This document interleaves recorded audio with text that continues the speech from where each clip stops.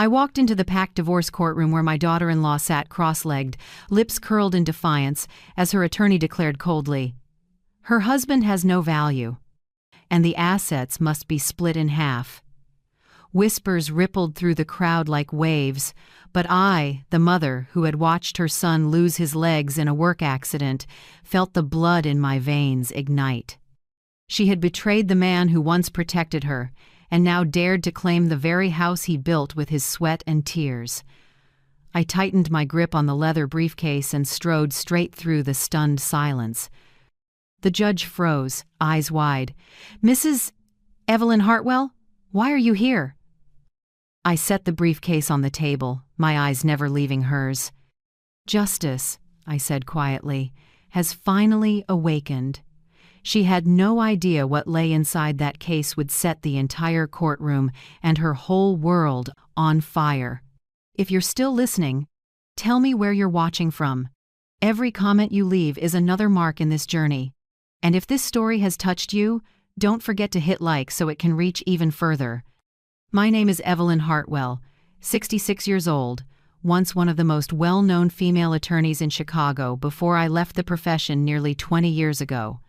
People used to call me the Iron Lady of Justice until a case manipulated by money and power shattered my faith in the very system I served. I withdrew from the law, living quietly in a suburban home with my son Nathan, the child I raised alone after my husband left. I thought I'd laid down every weapon. But life always finds a way to pull you back, especially when someone dares to touch the one sacred thing I have: family. That morning the courtroom was jammed, sunlight slanting through frosted panes onto the worn wooden bench. The murmur of spectators rippled everywhere, then faded fast when Judge Arturo Delgado entered and tapped his gavel.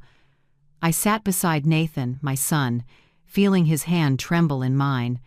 Those hands had once been steady enough to lift steel beams weighing tens of pounds, but now they were only the faint warmth of a man life had struck without mercy. Across the aisle, Bianca, my daughter-in-law, sat at the defense table as if she owned the place.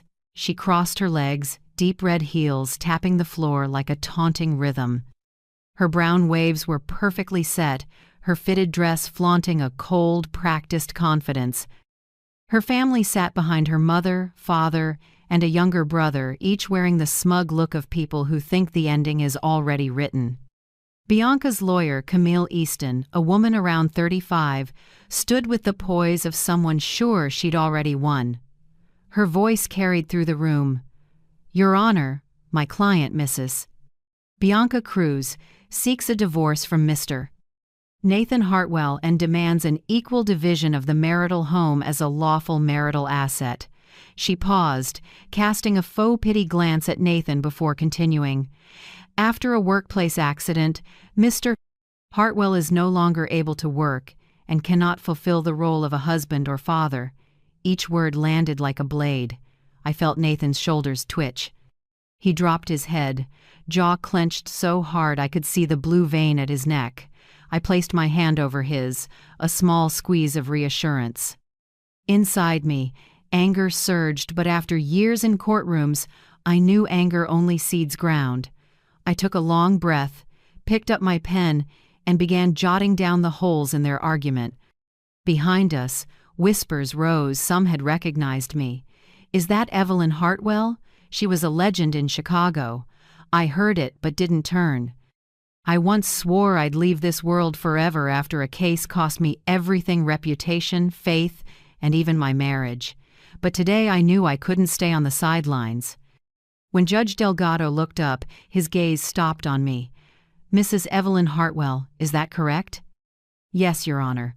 I'm here as legal counsel for my son, Mr. Nathan Hartwell." The room buzzed like surf hitting rock. I opened my worn leather briefcase, pulled out the signed authorization and court acknowledgement, and brought them to the clerk. Delgado reviewed them, then looked up with an expression mixing respect and caution. "Are you certain you want to handle this case yourself?" he asked. I answered plainly, "I've let others speak for too long. It's time to speak with the truth." Camille gave a small laugh, a touch of scorn in it. I didn't expect you to still be interested in the work after so many years of silence. I turned to her with a thin, blade-like smile. I didn't come back for interest. I came back for justice. Silence fell. Delgado cleared his throat, trying to restore formality. He tapped the gavel lightly and announced a 10-minute recess to verify my legal representation. I returned to the bench and looked at Nathan. His eyes were wet, full of shame and pain. I said softly, "I'm here now, Nathan. You're not fighting alone." He nodded, lips moving without sound. In his eyes, I saw something break and something kindle, a sliver of hope among the ruins. Bianca's irritation showed. She leaned back, arms folded, and whispered something to her attorney. I couldn't hear the words, but I recognized the look she shot me, part arrogance, part fear, the look I knew by heart from decades in court. When the hearing resumed, Delgado confirmed my representation. Camille objected, but he answered succinctly. "Mrs. Hartwell is a former member of the Illinois Bar. Her status is fully valid." A dry chuckle slipped from Bianca, but died quickly when I met her eyes. I could see her face shift, no longer the same easy confidence. "I believe justice will not be mocked," I said, low and clear, "and today I intend to prove it." Bianca curled her lip, mocking. "Justice? At your age, that's just an old story." I shrugged, smile unchanged. "Maybe, but old stories are often the ones that keep people up at night." The courtroom held its breath. Delgado watched us, then nodded to begin the next presentation. Camille restated the divorce demands, attaching medical evidence of Nathan's injury, photos of his legs in casts, and reports of reduced income. I listened quietly, marking every weak seam. They were trying to paint a portrait of a crippled, useless man to justify greed and betrayal. When Camille finished, Delgado turned to me. "Mrs. Hartwell, would you like to speak today?" I stood and tapped my pen lightly on the file in front of me. "Your Honor, their evidence is full of gaps. But I'll reserve my response for tomorrow when everyone can watch the truth come to light." I closed the briefcase. The sound cracked through the room. Eyes swung toward me, the silver-haired woman with a cool gaze and steady voice, burning inside like fire. The hearing ended with Judge Delgado's decision to recess and allow supplementary evidence to be verified. I rose, gathered my files, and looked at my son trying to steady himself on weakened legs. I walked over and murmured, "Now go rest. Tomorrow everything changes." Across the aisle, Bianca gripped her handbag and forced a smile, lips trembling. She didn't yet know the game had shifted to my hands, the same hands that once wrote arguments that made Chicago hold its breath. And in the briefcase I carried lay things that could upend the entire board evidence that wouldn't just cost her everything, but would collect the debt from the reputation she thought she could buy. My son's divorce trial had only begun, but for me this was the last battle of my life, not just to reclaim a house, but to reclaim justice for a mother who'd stayed silent too long. I've often asked myself why some wounds don't heal after decades. Maybe because they aren't in the flesh. They're carved into memory, buried until someone brushes the dust and wakes them. I still remember that autumn night when my husband, Martin, set his dinner knife down and spoke in a hollow tone like reading a memo. "Evelyn, I'm leaving. I found a different direction for my life." I froze in the kitchen, ladle in hand, not grasping what I'd heard. On the table, the stew I'd cooked all day still steamed, its spices mixing with his cigarette smoke. Nathan, only 10 then, sat at the end of the table, wide-eyed, watching his father pick up a suitcase clearly packed in advance. The door opened, and headlights from a car in the drive stretched his shadow across the tile like a tear in the night. I didn't manage a word, just watched his figure fade toward the road to the suburbs, where a wealthy widow's mansion waited. People said she'd inherited a real estate company, but to me she was simply the woman who took my child's home. Nathan ran after him, crying, calling, but the engine swallowed every sound. That night I stayed by my boy, listening to rain drum the tin roof. He buried his face in a pillow, shoulders shaking. I stroked his hair and bit my lip so I wouldn't cry. If I collapsed, what would he hold on to? I whispered one sentence, so soft it was almost air. As long as I have you, I'll stand. I kept that promise for 30 years. The months that followed were a chain of weary days and stubborn nights. By day, I was a bookkeeper at a small firm on Chicago's South Side.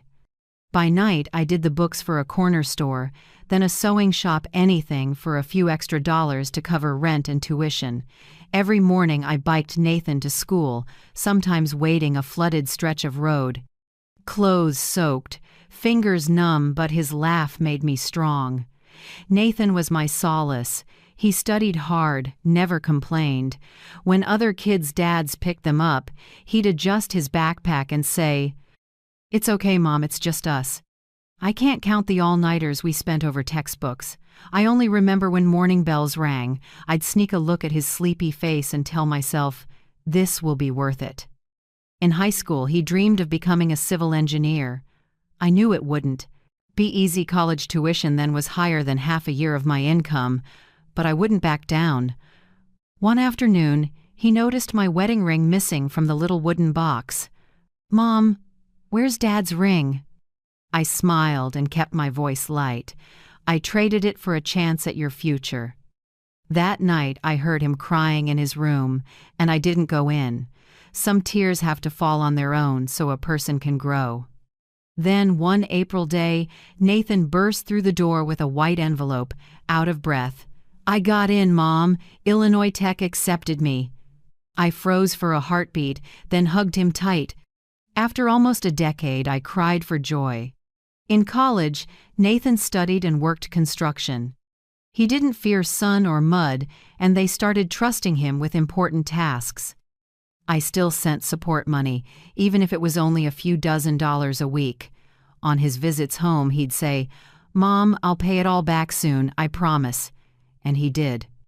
After graduation, Nathan joined a major construction firm and rose fast because of his discipline and grit.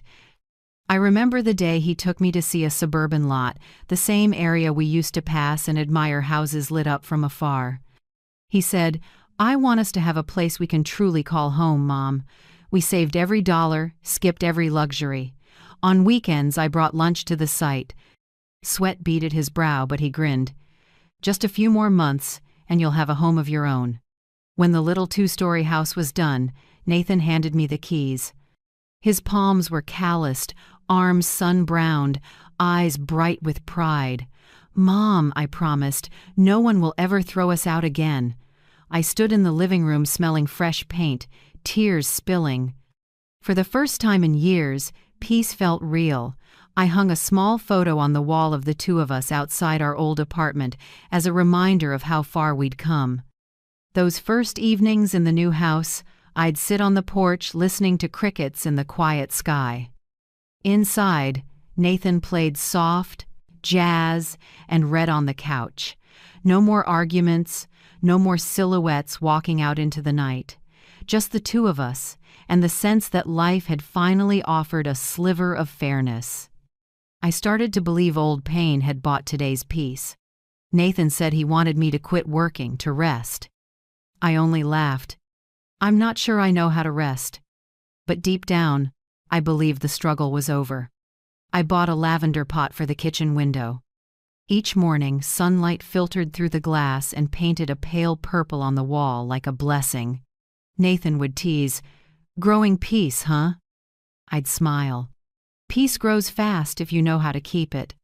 Life drifted easy like a summer river. Nathan met Bianca at a construction seminar. She was young, lively, sweet, so sweet even I liked her.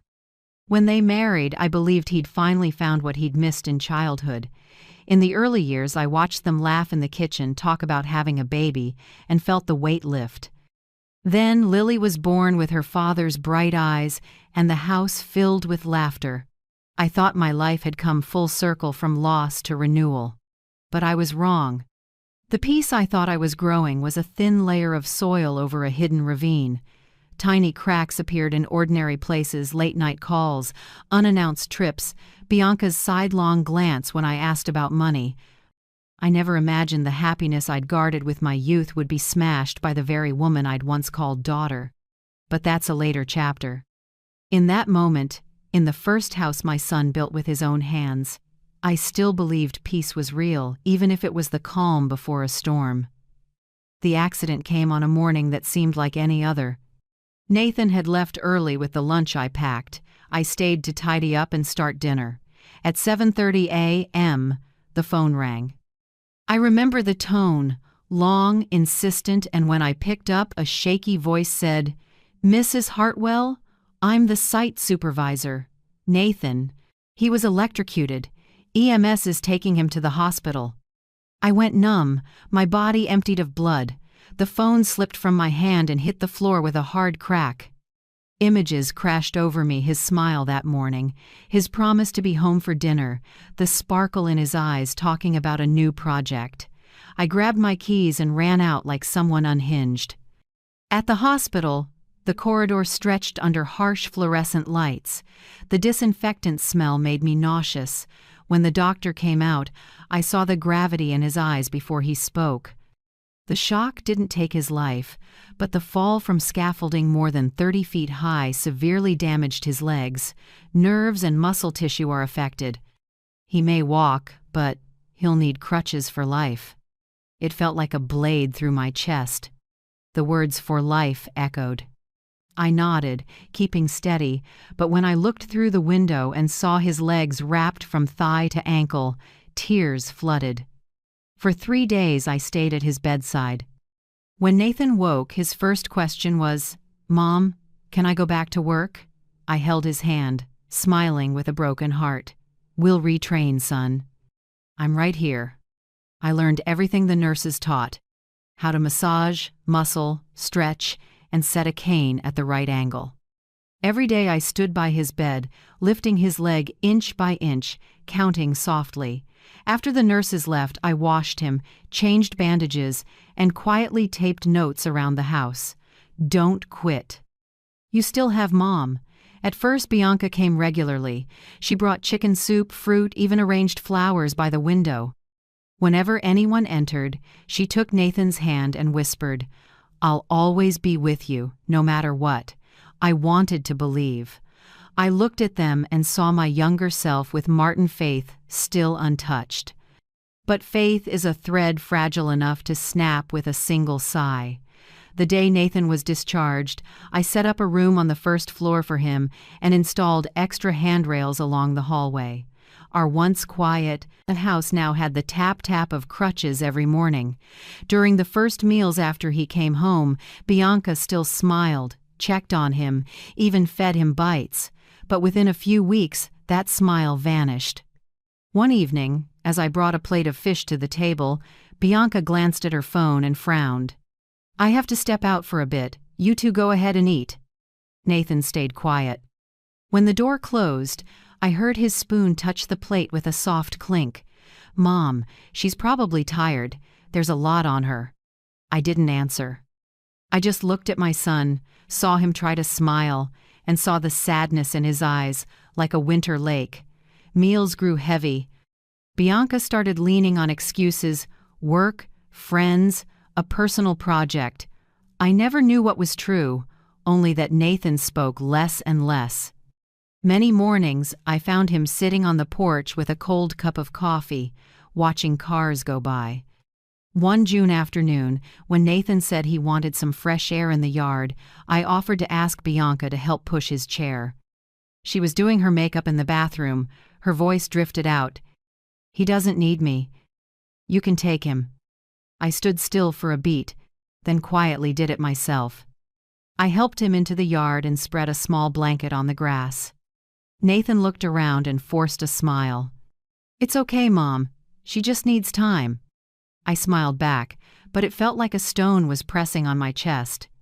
Little signs began to show calls cut short when I walked by. A strange perfume in the car, fancy restaurant receipts I found by chance in Bianca's coat. I said nothing. My years in the field taught me that evidence speaks more clearly than feelings. Then one morning at the market, I overheard two neighbors chatting by the flower stall. "That Hartwell wife, I saw her with some guy at the corner cafe. They were really cozy, not like co-workers." The other asked. "Tall guy, gray suit?" "That's him. Drove a nice car."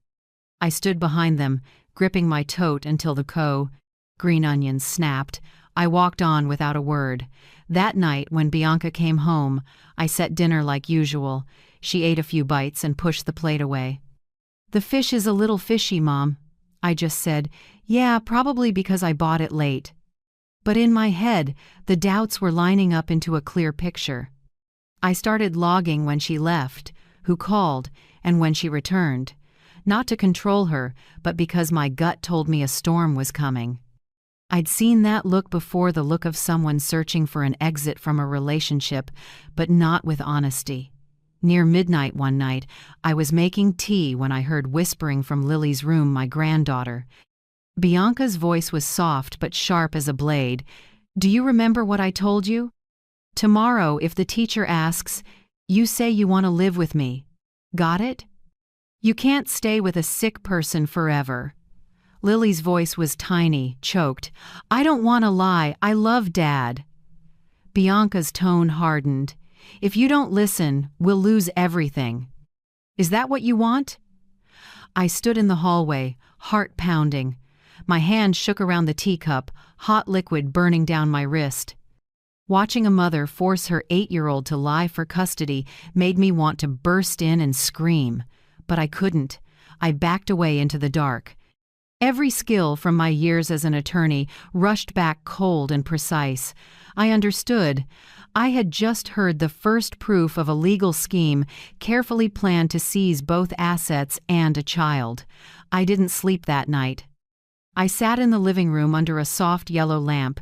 Nathan tossed and turned, his legs jerking in pain. His face was gaunt, skin gray from medication. I wanted to wake him and tell him everything, but I stopped. He had endured enough. I wouldn't add to it. Instead, I opened my old leather notebook, the one I'd shelved years ago, and started recording details. Dates, times, words, expressions. I wasn't just a mother anymore. I was a lawyer again, gathering evidence for a case not yet filed. The next morning, I made coffee and sat on the porch. Bianca came out dressed to the nines, lips a bold red, drowning in perfume. She gave me a thin smile. "I'll pick up Lily after school and get dinner with a friend. Don't wait up." I nodded.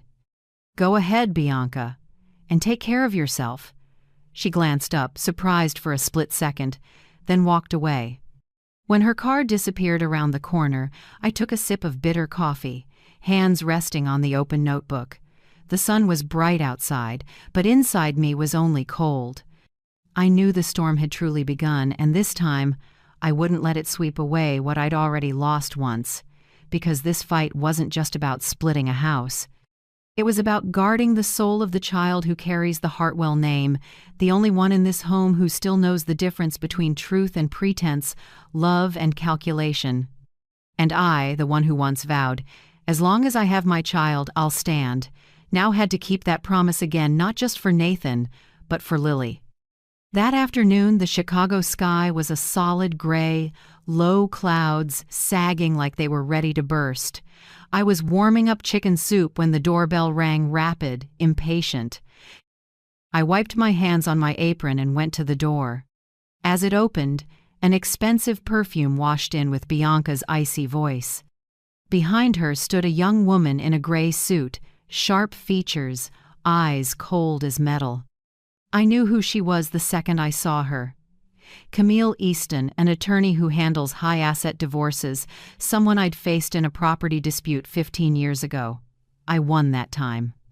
"Hello, Mrs. Hartwell," Camille said with a thin smile, voice flat. "We're here to talk about the future." Bianca said nothing, just strode into the kitchen and tossed a thick stack of papers onto the wooden table. Bold letters on the cover, "Petition for Divorce."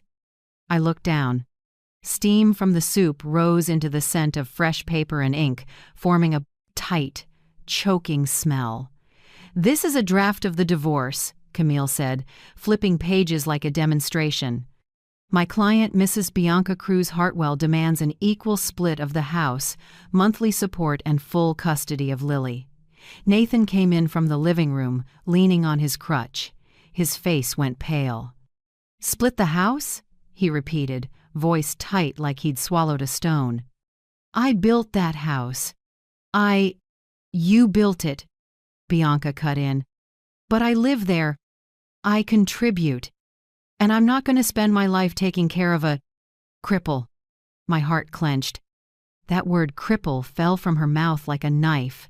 Nathan staggered, gripping the edge of the table. I still remember my son's eyes when he heard his wife say that word. No mother forgets eyes like that. "What about you? Have you ever witnessed a sentence that stabbed your heart like that? Write it in the comments. Sometimes sharing is the only way to soothe an old wound." Camille smiled, voice still polite. "We don't want to make things difficult, Mrs. Hartwell. If both sides can agree, my client won't ask for any additional assets." I lifted the papers and skimmed. The legal language spread out like a battle map. I could read the intent in every line. "This house was bought and titled before the marriage," I said evenly. "Under Illinois law, it's my son's separate property. There's no basis for a split." Camille tilted her head with a light smile.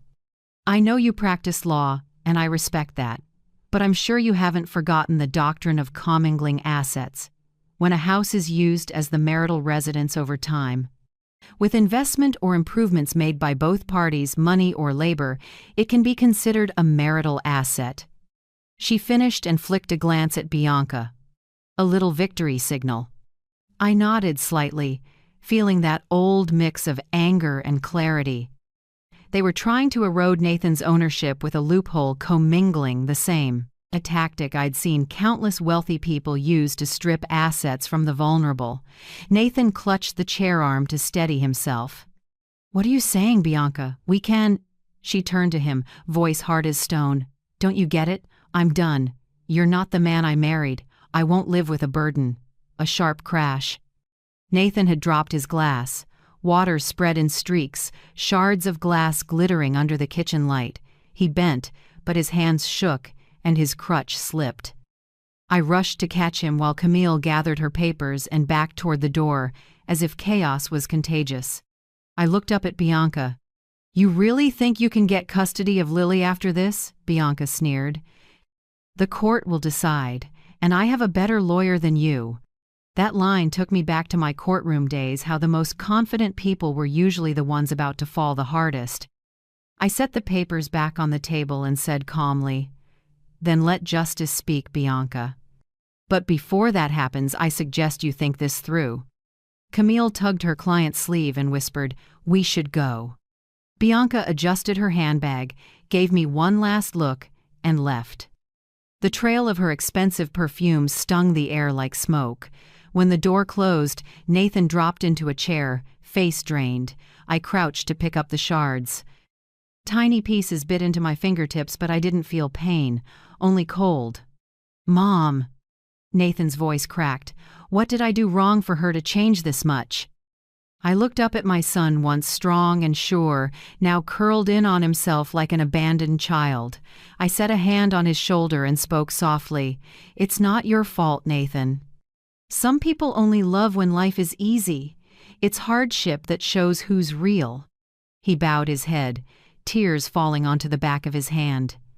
I let him cry.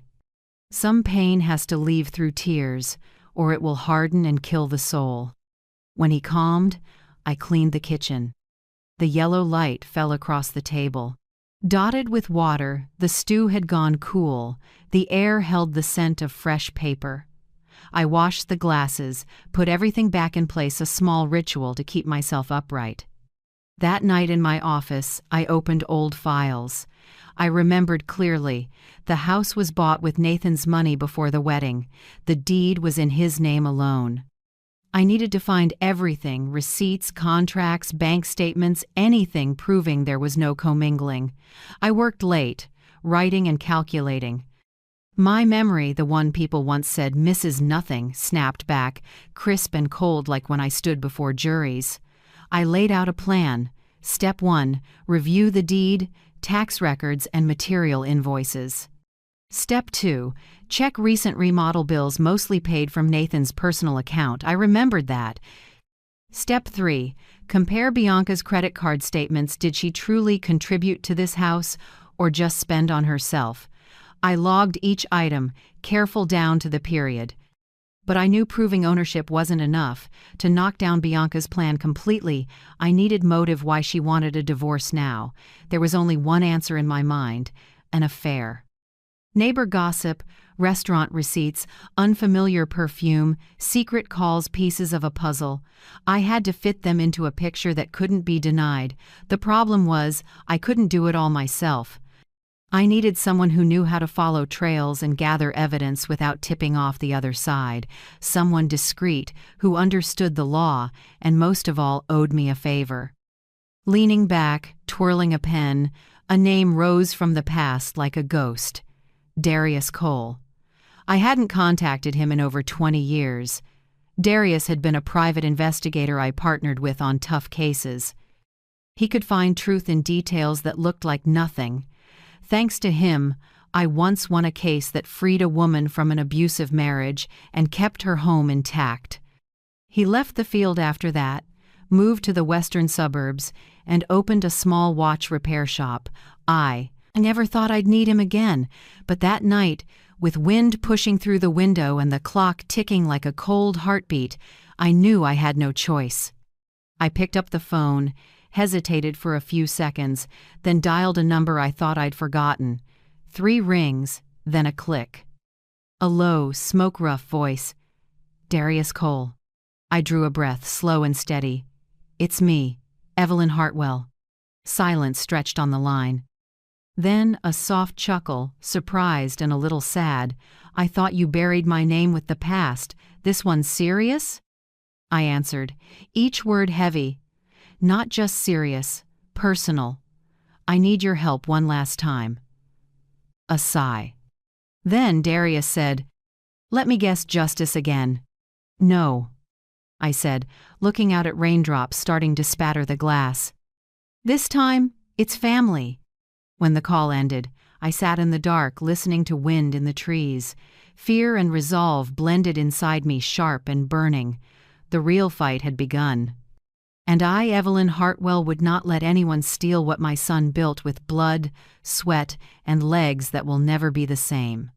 24 hours after the call, I drove through Chicago's western suburbs to meet Darius Cole. His office sat on a strip of worn storefronts, a watch repair shop, an antique store, a cafe with a faded sign.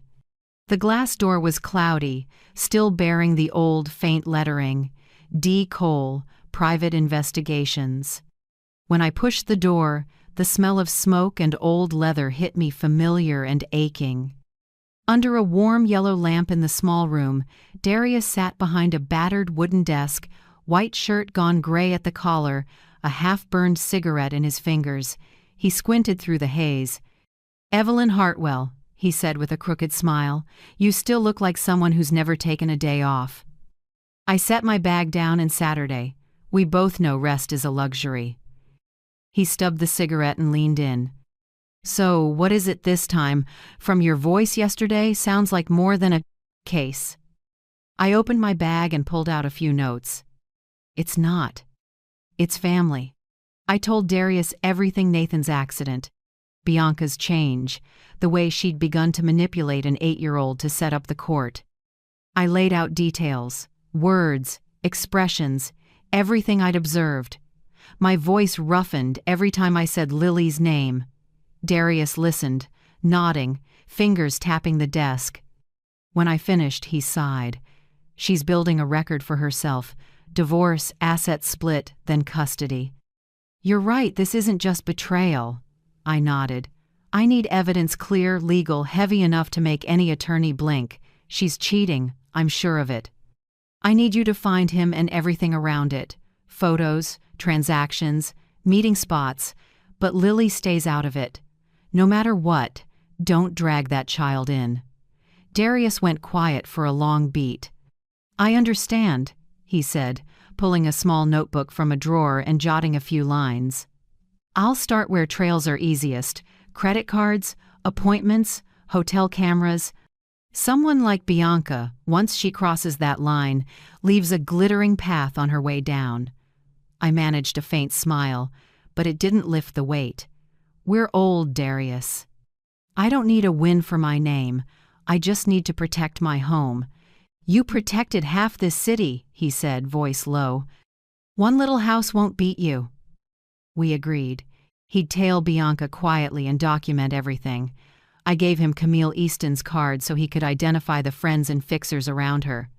Before I left, Darius shrugged on an old leather jacket and half joked, "Last time I worked for you, I nearly got run out of town." "Let's hope this one ends with a few pictures." "I hope so too," I said, knowing full well a bigger storm might be waiting. 3 days later, a brown envelope arrived with no sender, just a handwritten note: "Open when you're alone."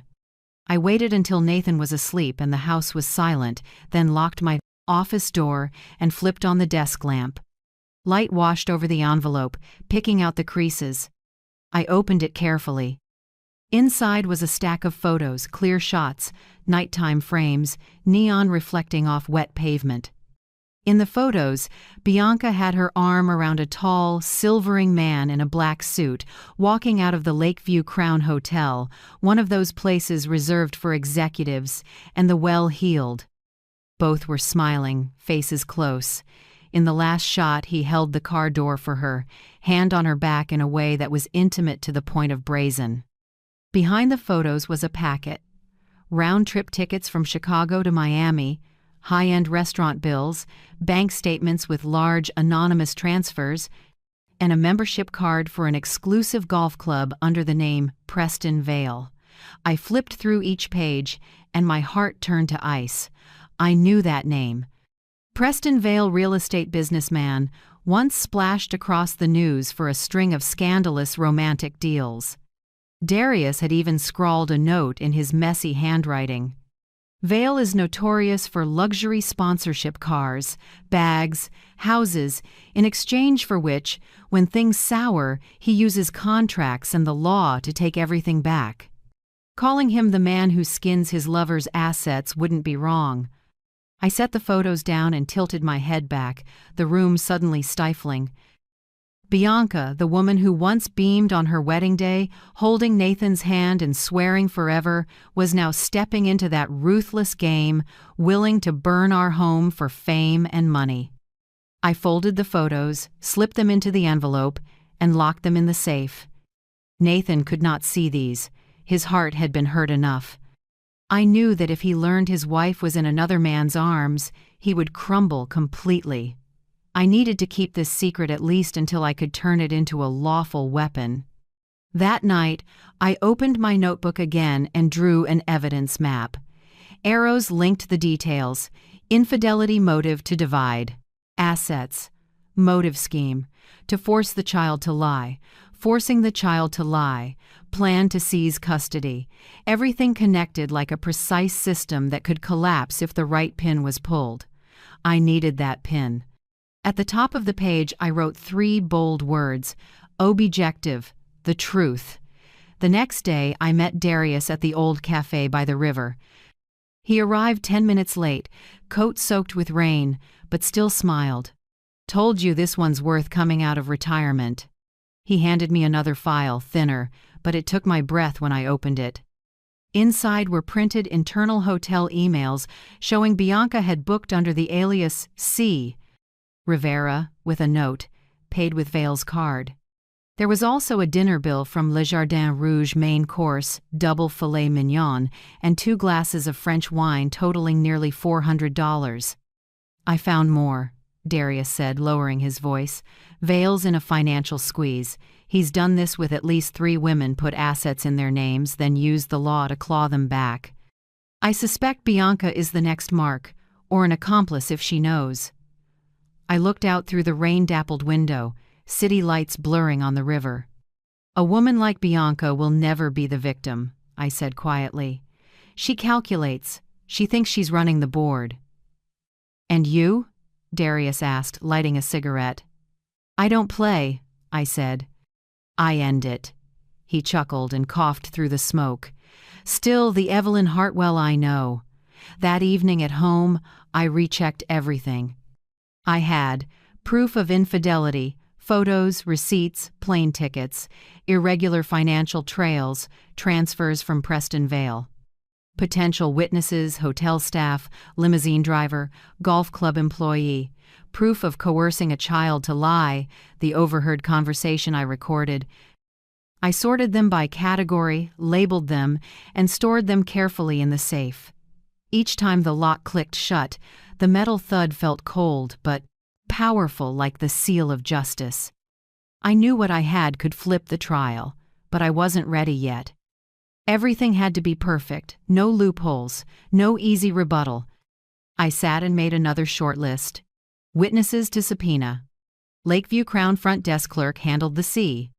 Rivera Reservation, Starline Car Service limousine driver who chauffeured Bianca and Vale, Le Jardin Rouge manager who can confirm the two-person reservation, Mrs. Noser, Davis neighbor who saw Bianca with the strange man, and if necessary, Darius Cole, independent investigative witness. When the list was done, I looked up at the family photo on the wall. In it, Nathan held Lily on his shoulders, and Bianca stood beside him, her hand in his. Their smiles then were bright, like they could never fade. Now it was just the two of us, Nathan and me, trying to save what was left after a storm called false love. I stood, locked the office, and turned off the light. In the dark, the rain's steady rhythm sounded like the city's heartbeat easing into sleep, but I didn't, because I knew come morning it would be time to bring this evidence into the light. And then, mask by mask, they would fall, revealing the true face of betrayal, polished, cold, and rotten to the core. On the first day of hearings, Chicago was shrouded in fog. I remember each step up the courthouse stairs, the chill of granite through my heels, the smell of old paper and strong coffee drifting down the corridor, and the curious eyes that followed. Courtroom 3 was packed. Reporters crowded the back rows, camera lenses peeking over shoulders. I heard the whispers, "Is that her, Evelyn Hartwell, the defense queen from back in the day?" I didn't react. It had been a long time since that name meant anything in legal circles, but fate has a way of pulling you back to your battlefield, only this time I wasn't fighting for distant ideals. I was fighting for my son's roof. Judge Delgado entered, his black robe moving like a quiet wave. An old colleague, careful, principled, with a recorder's memory. We shared a small nod greeting and a silent acknowledgement that this wouldn't be an ordinary trial. Bianca's attorney, Camille Easton, led off. She stood straight, confident, and spoke in a measured cadence, her words crafted to evoke pity and judgment at once. "Your Honor," Camille began, "this marriage is beyond repair. My client, Mrs. Bianca Hartwell, is a young woman in her prime, forced to care for a husband who is disabled and diminished in both capacity and spirit. She isn't seeking pity, only a chance to start over and raise her child in a healthier environment." I felt myself go colder word by word. Disabled. The word rang again twice in a matter of weeks, this time from a stranger, delivered with the confidence of someone who thinks she understands Nathan's pain. Camille paused and glanced at my son. Nathan tried to stand to introduce himself. He braced on two crutches, fighting for balance, face tight with pain. A few feet away, Bianca gave a thin smile sharp as a blade. I caught that look, and inside me a cold fire caught. When Camille finished, I asked to speak for the defense. Delgado looked at me with a flicker of surprise. "Mrs. Hartwell, you're formally representing Mr. Nathan Hartwell?" "I'm filing the authorization today, Your Honor," I said, voice steady. "And as defense counsel, I request to proceed." Whispers rolled across the room again. Many had come to witness what the woman who disappeared from the bar for 2 decades would do. I didn't care. I cared about my son watching me, with eyes full of hope and despair. I opened my familiar leather briefcase. The click of the latch sounded sharp in the heavy air. I pulled a stack of documents and handed them to the clerk. The deed, tax receipts, maintenance records, all in Nathan's name, purchased before the marriage. Your Honor, I said clearly, this house is not marital property and cannot be split. All purchase and improvement funds came from Mr. Nathan Hartwell's separate accounts, proven by bank statements and tax records. There is no commingling whatsoever, contrary to plaintiff's claim. Camille jumped in. Your Honor, the house served as the marital residence for over 6 years. Under the commingling doctrine, separate property may be considered marital when I cut in, calm but razor-edged. That doctrine applies only when there is clear evidence that the other spouse contributed financially or through substantial labor. We have detailed statements, every maintenance cost, repair, and property tax paid by Mr. Hartwell. Mrs. Bianca made no contributions other than enjoying the property as a beneficiary. Delgado peered over his glasses and nodded slightly. Noted. Mrs. Hartwell, do you have documentation to support your statements? All filed with the court, I said, opening another packet of receipts for the clerk. Additionally, I request leave to submit supplemental evidence within 10 days concerning infidelity and coercion of a minor to lie to the court. The room froze. I saw Camille's brow tighten and Bianca's fingers clamp on her handbag. She hadn't expected me to know. I kept my eyes on the bench. Delgado tapped the gavel. These claims must be verified. I'll allow supplemental evidence, but both parties will refrain from provocation or actions affecting the child. Understood, Your Honor. I dipped my head. Camille pivoted. Pending that, my client requests temporary custody of Lily in the interim to avoid psychological strain from living with an ill parent. Nathan jerked up, but I placed a hand on his arm. I stood, voice low and firm. Objection. Lily is emotionally stable, doing well in school, and bonded to both her father and grandmother. Separating her now would be severely damaging. We request shared supervised parenting time equal for both parties and overseen by Child Protective Services. Delgado considered, then nodded. That's reasonable. Temporary order. Shared care and visitation in equal measure. Neither party may restrict contact with the child until final judgment. I saw Bianca bite her lip, eyes sharpening, while Camille scribbled notes, calculating the next move. Nathan exhaled, but I only squeezed his hand gently. The war was long, and this was just the overture. When court adjourned, the hallway surged. Cameras clicked. Reporters pressed in. A middle-aged man thrust a mic forward, excited. Mrs. Hartwell, a word about your return after nearly 20 years? People are calling this the comeback of the defense queen. I paused and looked at him, then answered slowly. I'm not back to beat anyone. I'm here to protect my own and justice, even if sometimes it has to be woken by pain. Silence fell for a beat, then flashes popped again. I walked on without looking back. Behind me, I heard the murmurs. She's still got it. Evelyn Hartwell, still sharp as ever. Outside, Nathan waited, leaning on the car. When I reached him, he managed a thin smile. Mom, you really shut them up. I took his hand. They're only quiet for now, son. To truly win, we need the truth. And the heaviest blow is still in my hand. I said nothing more, but in my mind, I pictured the tiny USB locked deep in the safe recording, Bianca telling Lily to lie that she didn't want to live with her father, used at the right time, the right way. That evidence wouldn't just sink Bianca's case, it would expose the greed and cruelty behind her polished veneer. On the drive home, I looked out at the city, washed in late light. The streets were as noisy as ever, but inside me, a tide was rising. The battle had officially begun, and I, Evelyn Hartwell, who once walked away from justice out of disillusion, was back to prove that no matter how the world shifts, the truth never loses its voice. The second hearing took place a week later. That morning was strangely dim, the air in the courtroom thick with expectation. I sat at the defense table, my hand resting on a small silver USB, the most crucial piece of evidence in the case. Part of me trembled, not from fear but from knowing too well, one procedural misstep and the whole case could collapse. Judge Delgado entered and nodded to both sides. Camille had arrived early, face tight but professional. Bianca sat beside her in a cream dress, eyes cold, lips pressed in confidence. Nathan sat at my side, thinner, tired but hopeful.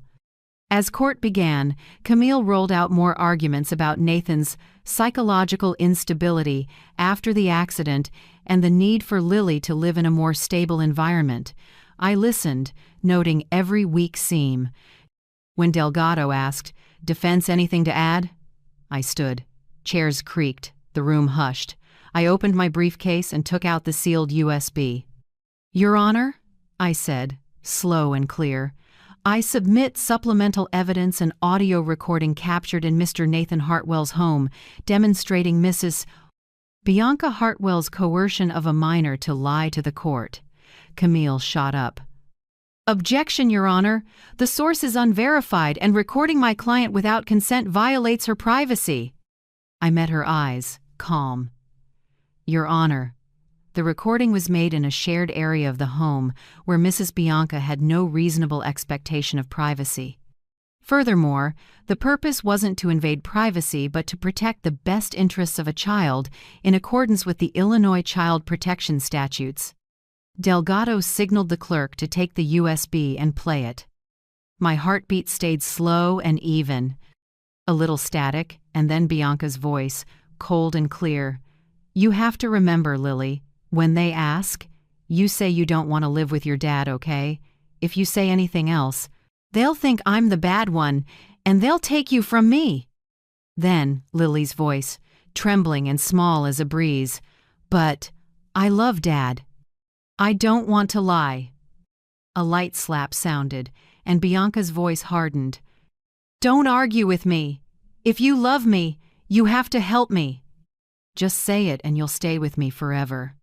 The courtroom went dead quiet. No one moved. I heard Nathan take a deep breath, and Delgado lifted his gaze, fixing on Bianca. She'd gone pale.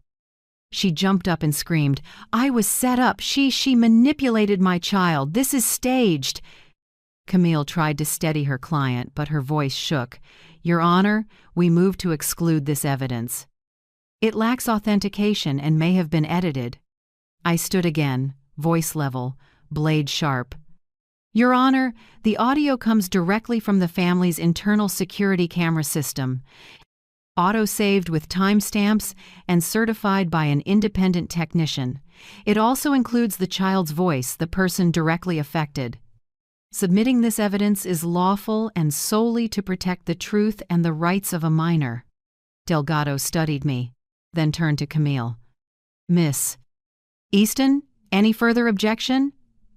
Camille bit her lip and shook her head. "Very well," Delgado said, decisive. "The court accepts the USB as lawful evidence with high probative value in determining custody. I also order that Lily Hartwell be brought to court under the supervision of a child psychologist." The room stirred again. Bianca collapsed into her chair, white as paper. I saw Camille lean in and whisper something, and receive only a desperate shake of the head. An hour later, the door opened. Lily walked in tiny, in a pink dress, clutching a worn teddy bear. The psychologist set a gentle hand on her shoulder. Delgado's voice softened. "Hello, Lily. Are you scared?" She shook her head, though her big eyes were wet. "Do you know why you're here today?" "Yes, because people want to ask me. About my parents." "That's right. No one here wants to scare you. You just need to tell the truth. Can you do that?" Lily nodded and hugged her bear. Then, in a small but steady voice that filled the silent room, she said, "I love my dad. I don't want to lie. I don't want to choose between my dad and my mom. I just want to be with both." A long, breathless pause. I saw Delgado bow his head slightly, and a few reporters quietly wipe their eyes. Nathan covered his face, his shoulders shaking. Bianca suddenly sprang up, screaming, "She told the kid to say that! Evelyn, she planted it in her head!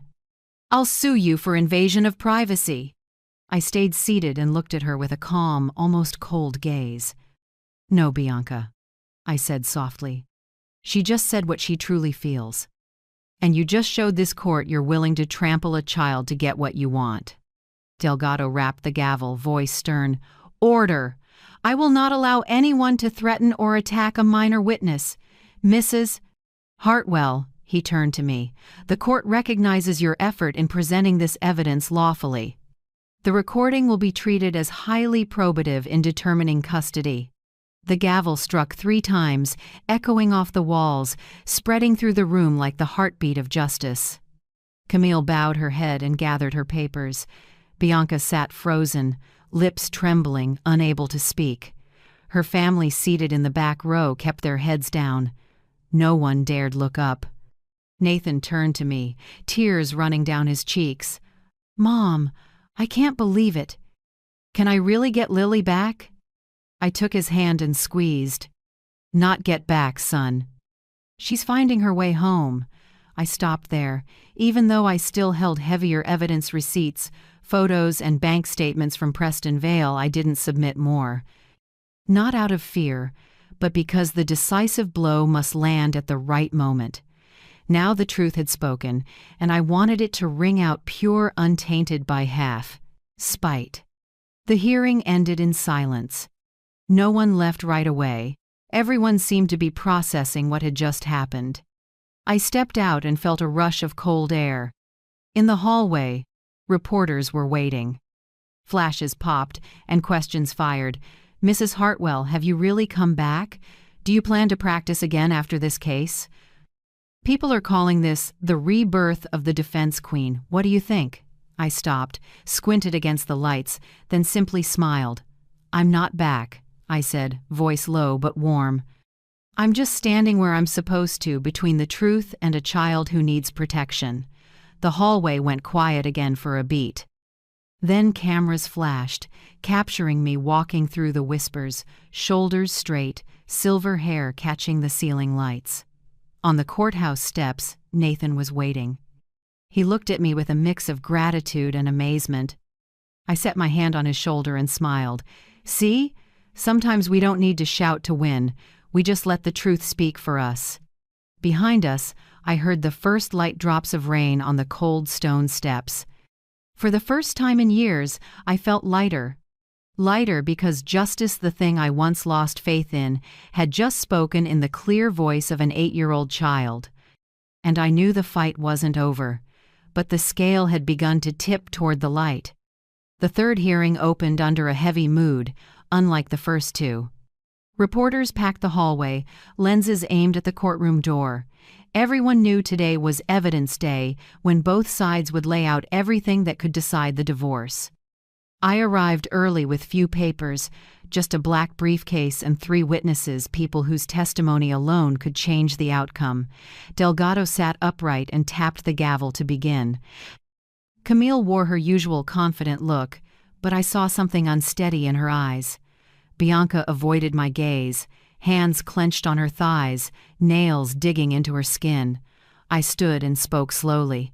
"Your Honor, I call 3 witnesses to clarify the relationship between Mrs. Bianca Hartwell and Mr. Preston Vale, whom we believe is directly tied to the motive for divorce and the property dispute." Delgado nodded. "Call your first witness." The door opened and a middle-aged man in a hotel uniform entered. It was Ethan Morales, the front desk clerk from the Lakeview Crown Hotel. He walked in slowly, slightly bowed, holding a packet of statements. I stepped closer. "Mr. Morales, do you recall a guest named C. Rivera booking a room at your hotel on March 17th? He nodded. "Yes, luxury room, 12th floor. Female guest, accompanied by a man named Preston Vale.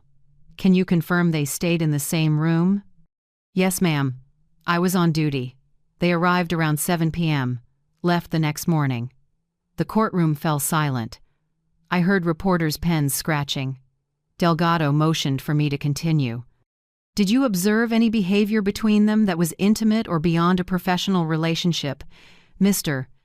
Morales glanced quickly at Bianca, then answered, I don't want to say anything improper, but… They held hands, laughed together. Mr. Vale called her sweetheart in front of me. Camille jumped up to object. Your Honor, this is subjective and doesn't prove infidelity. I turned to Delgado, steady. We also have physical evidence. I drew a large envelope from my briefcase and displayed the photos. On the screen, images appeared. Bianca and Preston hand in hand exiting the Lakeview Crown Hotel, Bianca in a red evening gown, Preston in a dark coat with his arm around her waist. Then a shot at Miami's airport, both at the business class counter and a matching hotel bill from Florida during the same time. Nathan was in rehabilitation, confined to a therapy center. I left the final image up, Bianca receiving a gift box from Preston, a diamond-studded gold necklace priced at over $8,000 per an expert's invoice from Varelli Jewelers. These photos, I said evenly, were taken while Mr. Nathan Hartwell was in physical rehabilitation, needing financial and emotional support. During that time, Mrs. Bianca Hartwell, rather than caring for her husband, spent her time and resources on outings with Mr. Vale. This is betrayal and direct evidence that the motive for divorce isn't emotional breakdown, but material gain. Camille was quick. Your Honor, adults may socialize. Mr. Vale is a family friend, and these trips and gifts could be emotional support. I didn't answer right away. I smiled slightly and produced a second file. If it's just support, I said, why route the money through two shell companies? Delgado tilted his head. Explain, Mrs. Hartwell. I stepped to the lectern and opened the file. These bank statements show that over the last 3 months, more than $120,000 was transferred from Vale Holdings through an account at Arden Consulting LLC, one of Mr. Vale's subsidiaries, into Mrs. Bianca Hartwell's personal account. They're labeled consulting service, but Mrs. Hartwell performs no consulting work. Camille cut in. Nothing unusual. My client could have done freelance work, marketing, or design for Mr. Vale. I closed the file and looked straight at her. Then why hide it from her husband? Why, if innocent, were the transfers split into smaller amounts, routed through an intermediary, and withdrawn in cash only hours later? Delgado rested his chin on his hand, voice even but cold.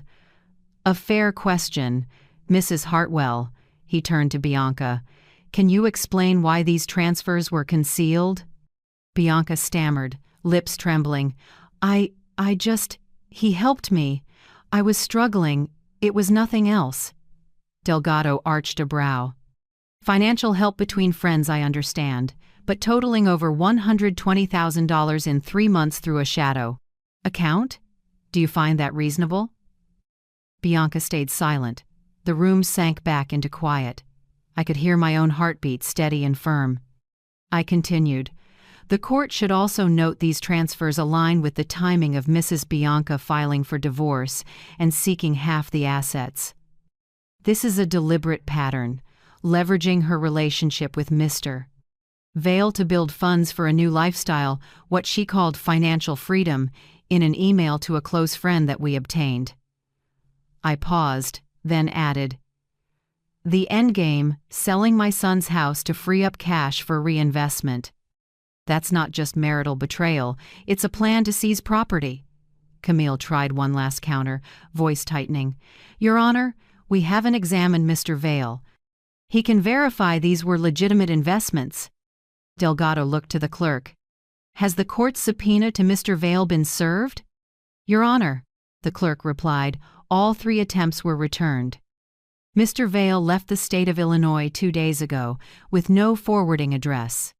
A low rumble swept the courtroom. Reporters wrote furiously. Bianca hung her head, hands shaking. Nathan sat still, eyes wet but for the first time in months, bright. I took a deep breath. "Your Honor," I said, "given this evidence and the risk of asset dissipation, I move for an asset preservation order on the Lincoln Park home, legally owned by Mr. Nathan Hartwell. We request a temporary bar on any sale, transfer, or encumbrance until final judgment." Delgado reviewed the file once more and nodded. He lifted the gavel and spoke each word clearly. "The court grants Mrs. Hartwell's motion. The property at the Lincoln Park address is hereby placed under an asset preservation order. Neither party may sell, mortgage, or transfer title in any form until final ruling." The gavel's crack sounded dry and heavy. A ragged breath came from Bianca's row. She bowed her head, dark hair half covering her face. Camille said, "Nothing," her knuckles white around her pen. I sat, hand on my briefcase, feeling my pulse settle. Nathan turned and took my hand. He didn't speak, just squeezed a thank you without words. Behind us, reporters rushed for the doors, phones chiming. The headline, "Evelyn Hartwell flips the case, asset freeze ordered in Chicago, all but guaranteed by afternoon." Delgado tapped the gavel again and adjourned. I stood, gathered my files. In my mind, the old voice, my own from years ago, back when I was the defense queen, whispered, "No power is untouchable, only unexposed." Now the light had reached Bianca and the man behind her, Preston Vale.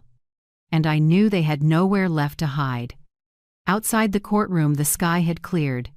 Thin sunlight spilled over the cold stone steps, flashing across the glass like a long blade of light. I lifted my chin and drew in the fresh air. Inside, there was no thrill of victory, only the calm of someone who had nudged justice back onto its track. The fight remained, but from here on, the board was mine. And for the first time in a long time, Chicago's morning felt truly beautiful. I thought that after the financial blow, Bianca would go quiet to salvage her reputation. I underestimated her arrogance. At the next hearing, the moment we began, Bianca suddenly stood, eyes blazing, voice tight but still defiant. "Your Honor," she said, turning toward the reporters, "everyone praises Evelyn Hartwell as some symbol of justice, but the truth is, she left the law not out of principle, but because of a humiliating failure. Everyone knows she lost that case horribly, was exposed by her own colleagues, then disappeared." A wave of whispers rolled through the courtroom. I saw Nathan pale. Delgado frowned but let her finish. Camille, apparently blindsided by the move, sat still, eyes down, as if she didn't want to watch her client sink further. I rose, refusing to be led by emotion. "Your Honor," I said, my voice low and steady, even surprising myself, "if the truth about my past helps clarify the character of those standing in this room, I'm willing to tell it." I walked to the lectern, fingers brushing the old leather briefcase, a companion through nearly 30 years of practice. "Yes," I said to the crowd, "I left the law 19 years ago after Richardson versus Stonehill Corporation, a case where I represented the families of 4 workers who died in a building collapse. They were poor, but I believed in justice and that my evidence was strong enough to hold the corporation accountable." I paused, remembering the smell of cement dust and the widow's cries. But the final ruling cleared the corporation. In my heart, I knew justice had been sold. I had no proof. I refused to be a pawn in a dirty game, so I walked away. Not because I lost, but because I refused to win by compromising with wrongdoing. A heavy silence settled. I opened the briefcase and took out an old newspaper, browned with age. Years later, the Chicago Tribune ran an investigation. They found that presiding Judge Harold Whitmore took more than $500,000 in bribes from Stonehill to fix the verdict. He was sentenced to 12 years. Here's a copy of the article. I can submit it if the court wishes. I handed it to the clerk and turned to Delgado. He stood there for a moment, then rose. His eyes, once my junior colleague, held undisguised emotion. "Your Honor," Delgado said, voice deep and firm, I confirm that at the time I worked under Mrs. Hartwell's guidance. She was the one who taught me professional ethics. Without her, I might have taken the easy path like many others. I have absolute faith in her integrity." The room was silent. Cameras stopped clicking. Nathan looked at me, eyes shining, astonished as if seeing a different mother than the one he thought he knew. I smiled faintly and looked back at Delgado. "Thank you, Your Honor. I don't bring this up for sympathy. I want only to say this: I'm not here for reputation or to settle old scores. I'm here for my family, and because this truth is worth standing up for one more time." Delgado nodded, respect plain in his eyes. "The record will reflect your statement." I turned to Bianca now, sitting quiet, face pale, eyes averted. The arrogance was gone, replaced by confusion and fear. I didn't need to say more. The truth had already answered. Perhaps realizing the tide had turned completely, Camille rose and spoke softly. "Your Honor, we request a brief continuance to review the evidence and prepare our response." I nodded. "We agree, Your Honor." Delgado tapped the gavel. "Court is recessed for 3 days for both sides to supplement their filings." I sat and gathered my papers. Nathan whispered, "Mom, I never knew you went through that. I always thought you left because you were tired."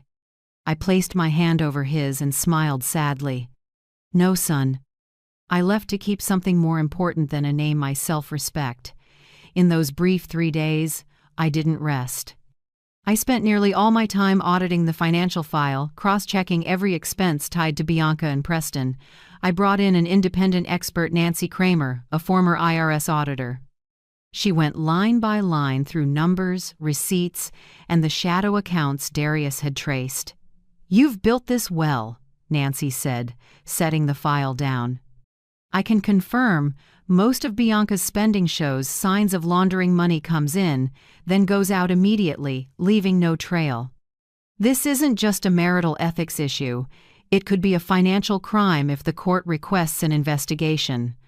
I nodded and said quietly, "We don't need to go that far.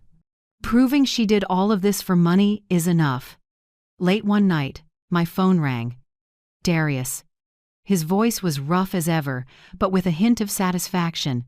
"Evelyn, you'll want this. Preston Vale just cut the cord with Bianca." I froze.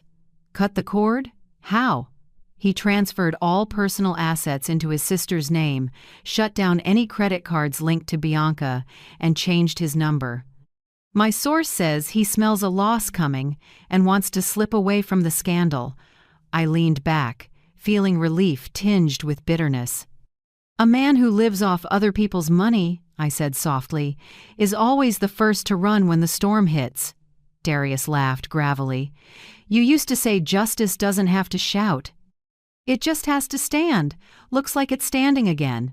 "Not yet," I answered slowly.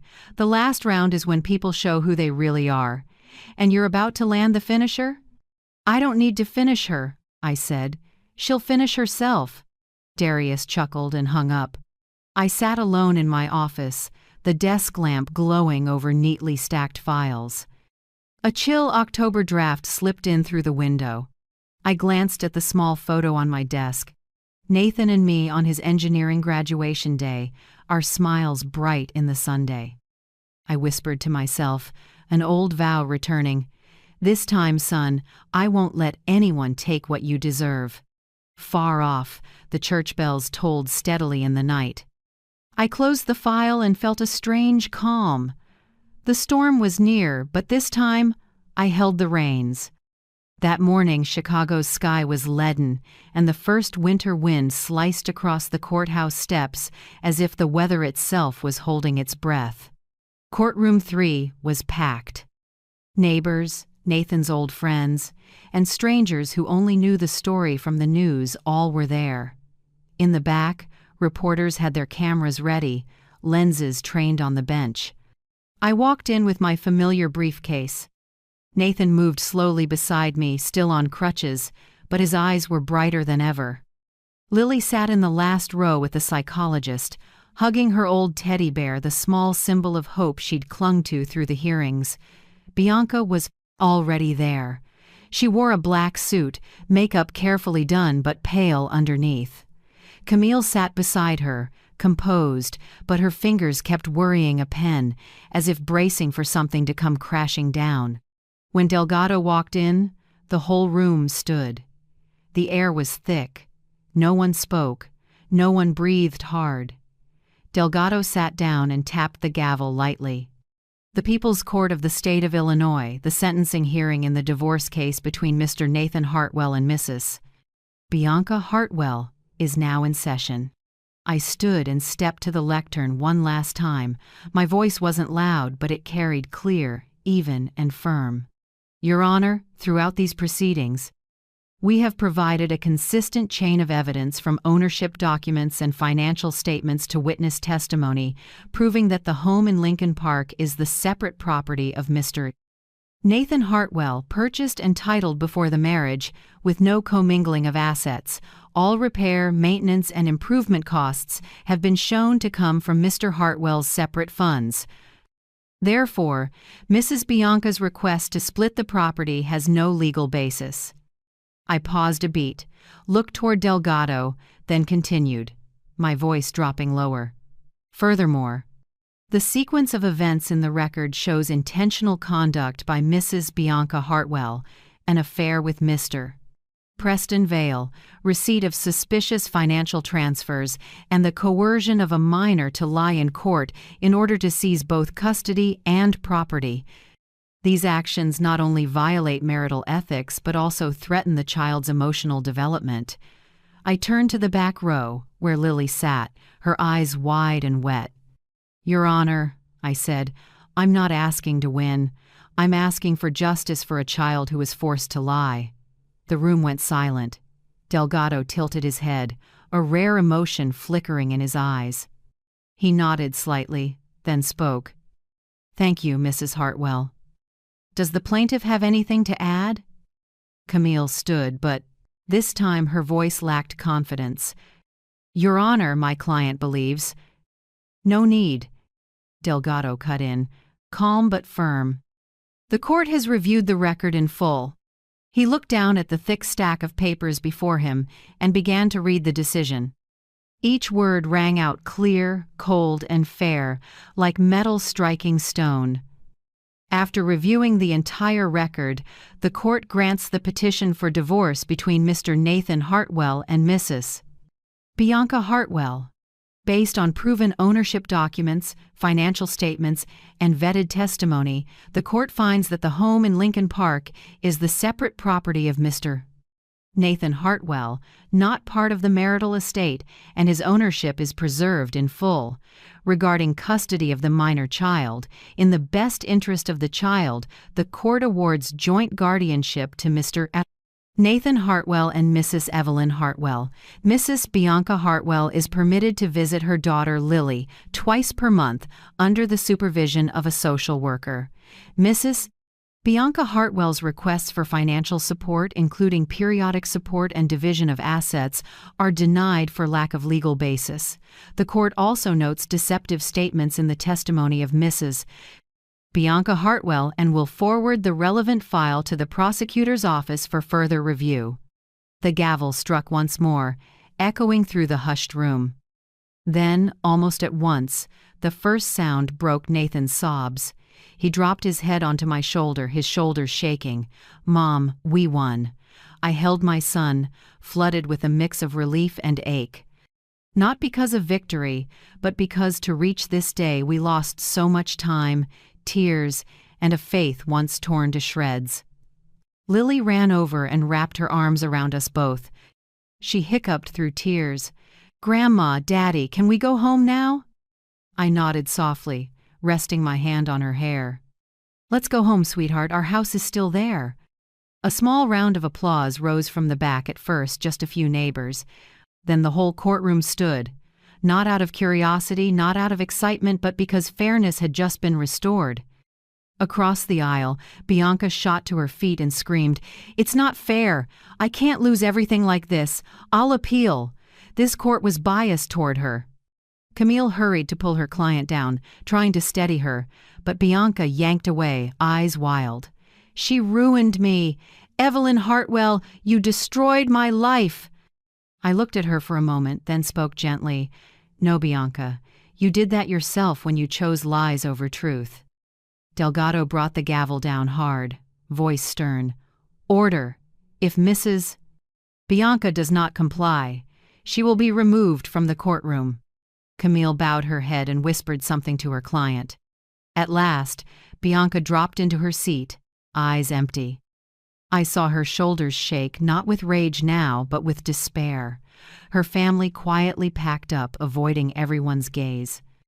As they left, the hallway buzzed some pity, some contempt, but no one believed in the poor wife image Bianca had crafted anymore. Nathan turned to me, his eyes softening. "Mom," he said quietly, "I don't know how to thank you." I smiled and set my hand against his chest. "You don't owe me anything. I only did what a mother must do." Delgado gathered the files, then looked at me. His eyes were no longer those of a judge toward counsel, but of an old friend, deep with respect. "Mrs. Hartwell," he said, "justice may be slow, but it never sleeps. Today I'm honored to see it wake again under your hand." I bowed my head. "Thank you, Your Honor." As we stepped out of the courtroom, cold wind hit our faces with a strange clarity.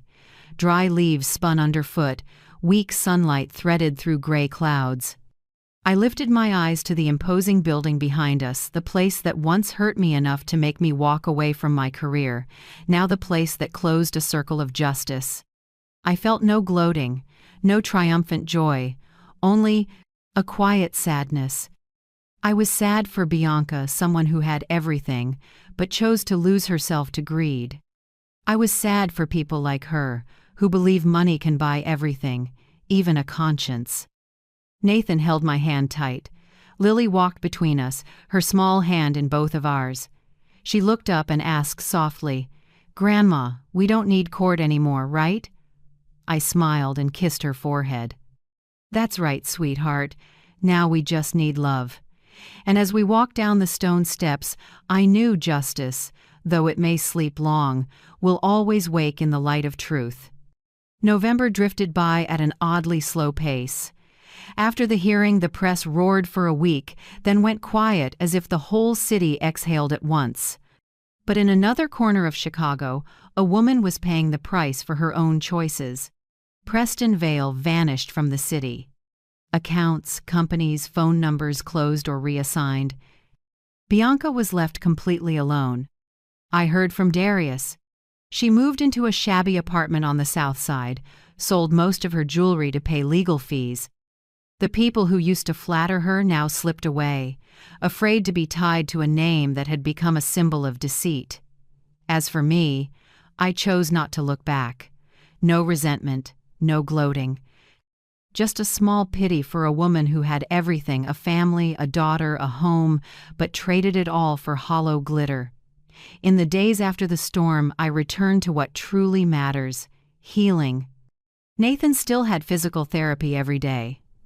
I went with him to the center, sat in the bright waiting room, listened to soft music and the steady roll of wheelchair wheels on wood floors. "How do you feel today?" I asked. Nathan smiled, sweat beading on his forehead. "A little better than yesterday. The doctor says a few more months, and I might ditch the crutches." I nodded gently. "One step at a time, son. Every step is a win." Every evening when we came home, Lily would run to the door, clutching messy drawings from school. She chattered about class, new, friends, and how her teacher praised her reading. Dinner had laughter again. The smell of baked goods filled the kitchen, blending with the sound of chopping vegetables and a spoon tapping a soup pot. I realized how long it had been since the house held that simple sound, the sound that makes you feel alive. Some afternoons I stood in the kitchen watching Nathan and Lily cut paper for cards, sunlight angling through the window to paint a gold streak across the table. It took me back to when Nathan was little, his eyes lit the same way whenever I brought home a small treat after work. One Sunday afternoon, while I watered plants on the porch, Lily came out in my old high heels, the pair I wore at my very first trial more than 30 years ago. "Grandma, look," she chimed. "I'm a little lawyer. I'm going to protect justice like you." She wobbled a few steps, clutching a small notebook, her voice solemn. "Your Honor, I present evidence that cookies should be divided equally among everyone in the house." Nathan and I both burst out laughing. He watched his daughter with warm, proud eyes. No more shadows, no more bitterness, just the look of a father who had learned how to believe in happiness again. I watched them, peace blooming rare and full in my chest. After years in law, I'd witnessed countless cases, testimonies, and broken lives. But I had never felt justice so close as I did now in a child's smile, a father's hug, the warmth radiating from a small kitchen. I whispered to myself and to any unseen listener out there, justice sometimes sleeps, but it never dies. It waits for someone brave enough to call its name. That evening, Darius stopped by. He brought a small wooden frame. Inside was a photo of me, Nathan, and Lily, taken after the hearing, a picture a reporter had sent him, saying, "It deserves to be kept." He set it on the shelf, among old family photos. "I think," Darius said, "that's a beautiful period it played, the end of my last job." I looked at the picture and smiled. "As for me," I said, "it might be time to put this briefcase away. It's been through enough battles with me." "And now what?" he asked, a little curious. "I'll write," I said softly. "Maybe I'll write it all down, not to boast, but to remind those who come after. Don't let justice sleep too long." Darius laughed, eyes mapped with age. "I hope I get to read it. And I believe a new generation will learn something from Evelyn Hartwell." When he left, I stayed by the window. Outside, the sunset bathed the little garden in gold. Nathan was helping Lily replant the lavender, and her laughter rang like wind chimes. I sat at my desk and opened a fresh notebook. On the first page, I wrote the opening line of a future memoir. I once thought justice lived in the courtroom. In truth, it lives in the hearts of those who choose honesty, who rise after being knocked down, and who dare to believe in goodness. I paused, looking up, my heart light as air. From a distance, Lily ran toward me, high heels clacking on the wood floor, hair flying. "Grandma, teach me one more thing." I laughed and opened my arms. "Okay, last lesson for today." I bent down and looked into her clear eyes. "Lily, remember this. Truth is your weapon, and kindness is your shield. Carry both, and you'll never fear injustice." She nodded, grinning bright. "I promise, Grandma." I hugged her, feeling that small heartbeat steady against me. Outside, purple dusk replaced the sunset. In the warm light of our home, laughter stretched long, the laughter of a family that had weathered the storm and found peace again. And I knew our story, the story of 3 Hartwell generations, closed not with triumph, but with the rebirth of faith.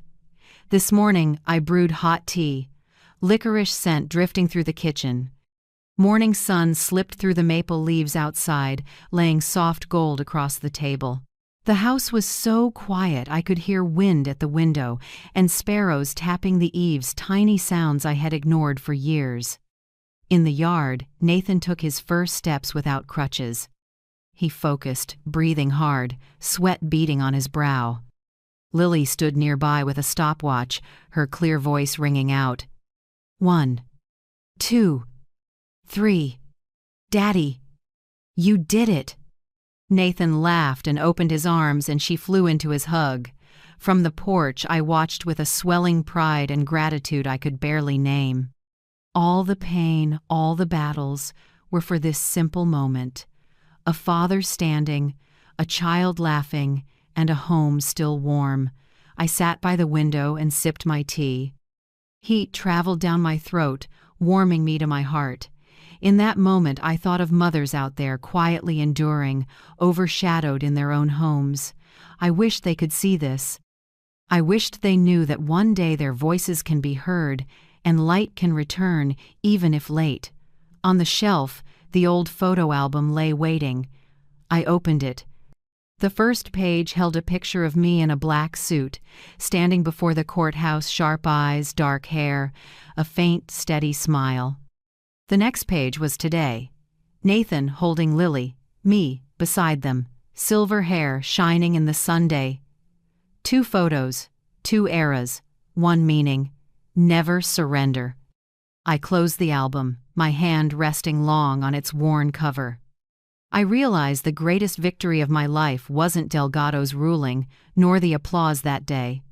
The true victory was reclaiming my voice, the voice of a mother, a woman, and a person who refuses to be silent in the face of injustice. I took a sheet of paper and wrote a small letter to my younger self. Dear Evelyn, the one who trembled walking out of court in disappointment, don't be afraid, don't regret. One day, your son will stand tall, and your granddaughter will call you a hero. Believe it, because belief is where justice begins. I folded the letter and tucked it into the old briefcase, the thing that has carried me through almost every fight of my life. I ran a hand over its worn surface and smiled. Maybe it's time to let it rest. But I also know, if someone needs it, if justice is forgotten again, I will open it once more. The oven timer chimed in the kitchen, pulling me back to the present. Butter and cinnamon filled the house. A small cake, golden and gently cracked on top, cooled on the counter. I set it on the table and placed 3 little candles, not to celebrate victory, but to thank the kindness that still remains. Nathan stepped in from outside and leaned on the doorframe. What are we celebrating, Mom? I smiled. That the wounds have closed inside and out. He held my gaze for a long moment, then nodded. Lily ran over and hugged my waist. Grandma, today let's win forever. I laughed and whispered, Yes, sweetheart, but this is a victory for kindness, not for hate. Thank you for staying with me to the end of my story. I know this journey was long and full of pain, but if you're hearing my voice now, it means you still believe in goodness and you still want to see justice brought back to life in places that seem silent. I truly want to know, where are you listening from? What city? What country? Leave a comment with your thoughts or your own story. I promise to read every line, just as I once read every case file with all my respect. If you feel this journey was worth it, please hit like, subscribe, and stay for the stories to come. Every moment you stick around, every word you share, is the warmest gift to a grandmother like me, someone who still believes small stories can soothe big hearts. That afternoon, as the sun dipped behind the buildings, I leaned back in my wooden chair and watched father and daughter playing in the yard. A breeze carried the smell of baked goods and a child's laughter. I closed my eyes, smiled, and said to myself, we can't change the past, but we can teach our children to recognize truth and kindness, and that is how the future changes.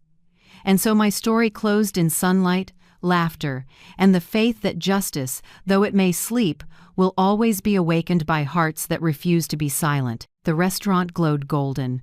Wine glasses chimed to celebrate my daughter-in-law's new title. I stood at the host stand, my son right beside me. My daughter-in-law leaned in and said softly, sharp enough to slice the room open, "You were never part of this family." My son froze for a beat, then looked away. A few guests glanced over, some frowned, others pressed their lips in pity. I stood stunned, my face burning, my throat locked with shame. She added, dripping with sarcasm, "Remember to heat the leftovers in the fridge. Don't waste food."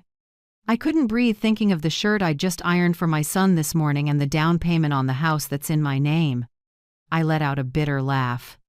As the promotion party music swelled behind me, I stepped outside, letting the Santa Fe night wind rake across my burning cheeks. Inside, the pain cooled, making room for a frightening, icy clarity. I went home, took off the old earrings, opened the safe, and pulled out the file I'd quietly kept for 3 years. And by tomorrow she would learn that some dinners are never reheated and some mothers, when they fall silent, are just beginning to collect every debt. If you're still listening, tell me where you're watching from. Every comment you leave is another mark in this journey. And if this story has touched you, don't forget to hit like so it can reach even further.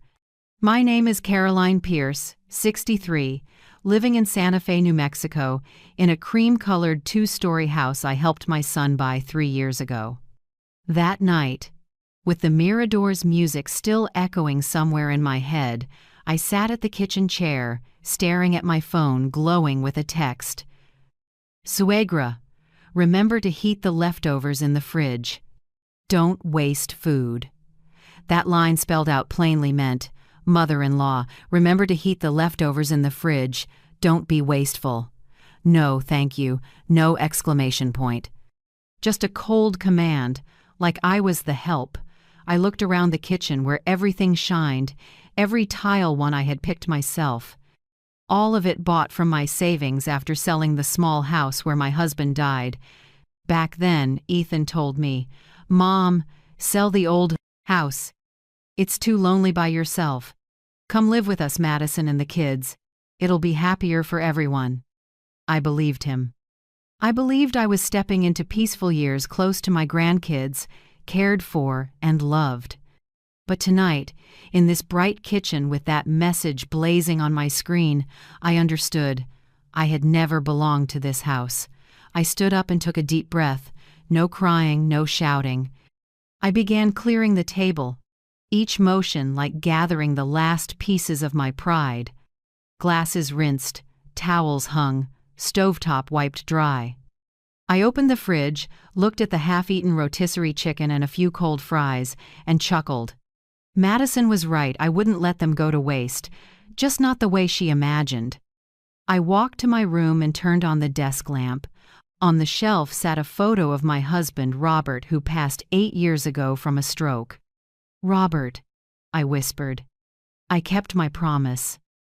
I've taken care of our son like you wanted, but maybe it's time I take care of myself again. His eyes in the frame were as gentle as ever, and I knew he would understand. I opened the safe and took out a thick, brown-bound file with worn corners. Inside was everything: bank statements, transfer receipts, a photocopy of the purchase contract, and most important, the property deed with my name. Caroline Pierce, not Ethan's, not Madison's. I'd kept it that way as a just in case, a cautious habit after a lifetime in accounting. Only I and attorney Harold Kemp knew this. I opened my old laptop and plugged in a silver USB. On it were 17 recordings I'd saved over the past 3 years, conversations I overheard when they thought I wasn't there. Madison had told a friend, "It's like having a free maid. She cooks, cleans, and watches the kids." I don't even have to thank her. No translation needed, every word cut like a blade. I didn't delete them, I saved them because I knew I'd need them one day. Then I opened another folder. Photos of receipts, statements, transfers, every dollar I'd spent since selling my old house. Each image was proof of a sacrifice dismissed. I dragged them all into a new folder named Freedom. Then I wrote a handwritten letter to Ethan, each word heavy as stone. Ethan, my son, love does not mean letting others trample you. I've been silent too long, and in that silence I lost myself. I'm leaving not out of anger, but to survive. On the table are papers you need to read carefully. This house, son, is not anyone's trophy. It is my blood and tears. Read closely before you use the word family. Mom. I set the letter neatly on the dining table beside a copy of the deed and a stack of financial statements. Light from the glass pendant lamp splashed across the page, making the last line, "Read closely before you use the word family," gleam like a warning. Before I left, I opened the closet and took the deep blue suitcase Robert and I carried on our last trip to Maine. Inside, I packed a few clothes, my journal, medications, and our old wedding ring still shining. Then I looked around the room. Everything was oddly quiet. I walked to the kitchen, pulled the house keys off the hook, and gripped them tight. Not because I was afraid to lose them, but because I knew these keys would be my final statement. I am the only one with the right to enter this house. I picked up my phone, scrolled through contacts, and called Martha Lane, my closest friend for over 20 years, the one woman I trust. Her voice trembled when she heard me. "Caroline? Goodness, your voice sounds odd. Is everything okay?" "Martha, I need a place to sleep tonight. Just one night. You always have a room here. Come over. I'll make coffee." Her voice felt like a warm blanket on a cold night. I ended the call, then dialed Avery Pierce, my niece, an attorney specializing in family property. I'd hinted at a few things before, but tonight I was clear. "Avery, can you meet me tomorrow morning? We need to talk about the house. Aunt Caroline, of course. I'll prep the documents. 9 a.m. at my office, okay?" "Okay. And Avery, don't tell anyone. This stays between us." The last call was to Harold Kemp, who handled the transfer paperwork 3 years ago. His voice was gravelly but steady. "Mrs. Pierce, your documents are fully valid. That house is in your name. No one can transfer it without your signature. Thank you, Harold." I just needed confirmation. I hung up and, for the first time in years, felt genuinely at peace. Before leaving, I walked through each room, touching the sofa, the family photos on the wall, the oven still carrying the scent of leftovers. I took it all in one last time, as if closing a chapter. The clock read 11:45 p.m. I rolled my suitcase to the door, locked up carefully, then pulled the key and slipped it into my purse. The click sounded dry but weighty. Outside, Santa Fe was hushed. I looked up at the sky washed in silver moonlight and took a long breath. The night wind carried the scent of lavender from the neighbor's yard. I started walking, each step lighter than the last, and inside I knew, tonight I'm not leaving to run, I'm leaving to take my life back. I turned to look at the house, the living room lights spilling through the window like empty eyes. I whispered, "Sleep well, my house." And as I stepped onto the sidewalk, my shadow stretched under the street lamp, carrying what remained, one mother, one suitcase, and the keys to reopen her own life. 3 years ago, I lost Robert, my husband, the man who shared over 40 years with me. He passed after 6 months fighting pancreatic cancer. Those 6 months were the longest, most painful, and quietest of my life.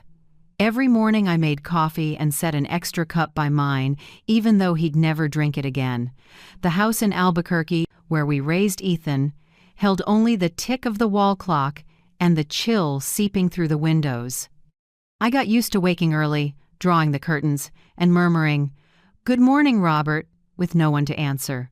Robert's funeral was on a skin-biting February day. Everything slid by like a slow-motion film, the scent of white chrysanthemums, church music, Ethan's hands on mine without warmth.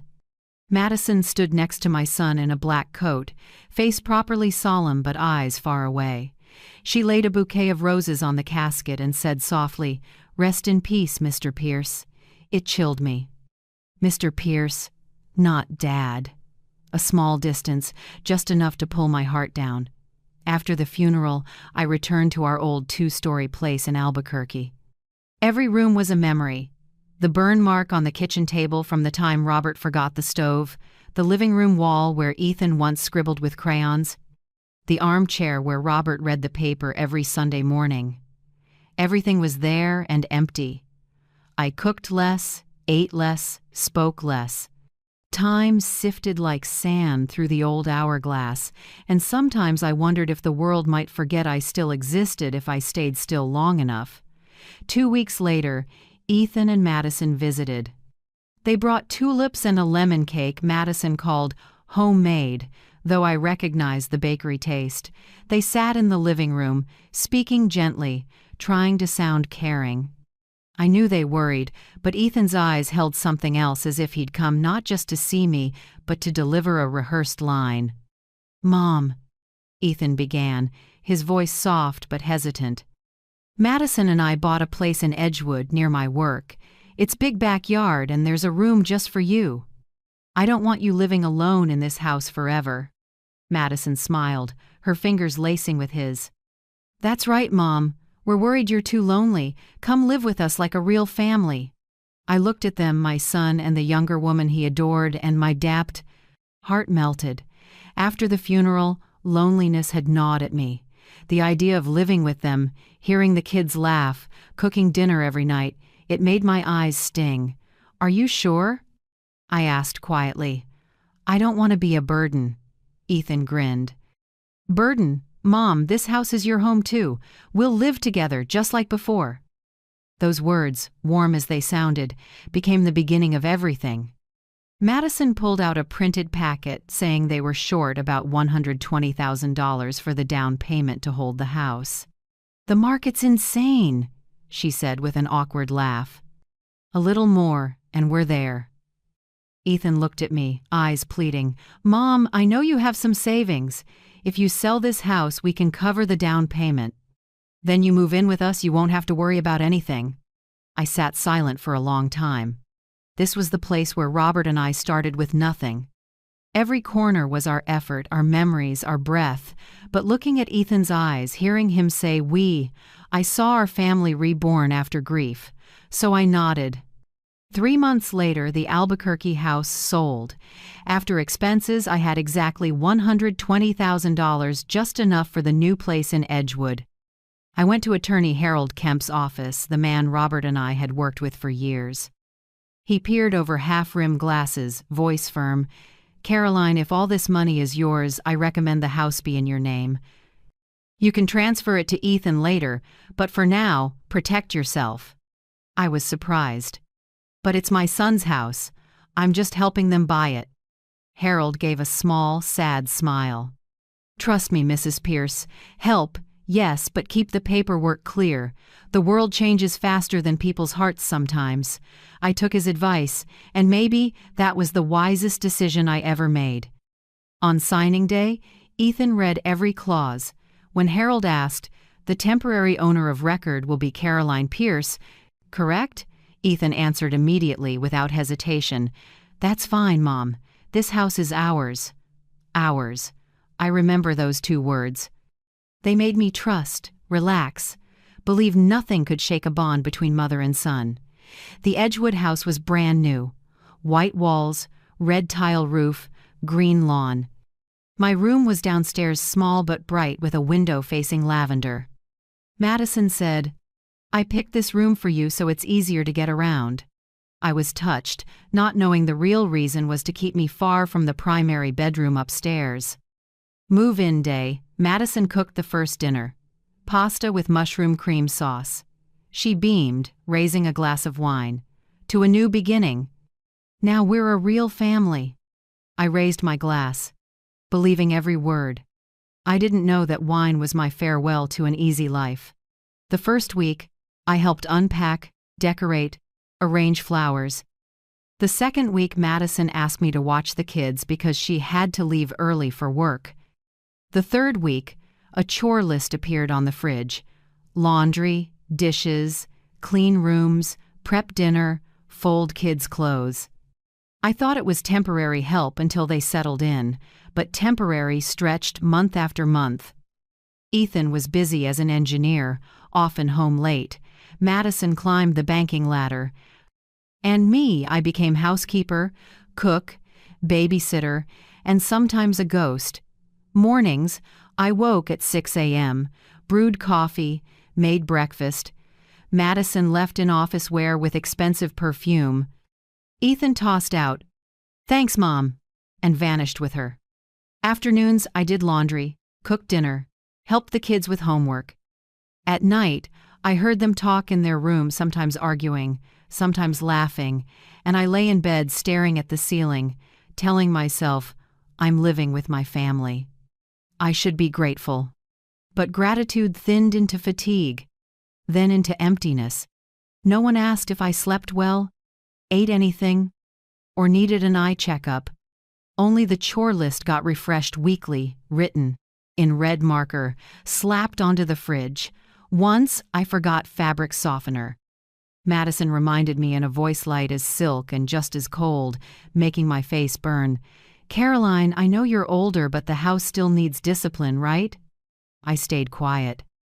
I'd learned arguing only made things awkward for Ethan.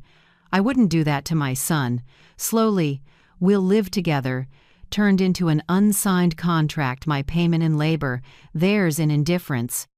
I was no longer mom, but the person in charge of the house. I no longer had a room of my own, only the convenient downstairs space. I wasn't asked for opinions, only assigned tasks. Even so, I believed thought it would change when Madison eased up, when Ethan noticed, when the kids grew. I was wrong. It took 3 years to understand. I wasn't living with them. I was working for them in the very house I'd bought, with my own money. The trap I stepped into made no snap. It closed with sweet words, convincing smiles, and a seemingly harmless promise. "We'll live together," I believed. And 3 years later, that belief became the weapon that hurt me most, yet also the thing that would help me win.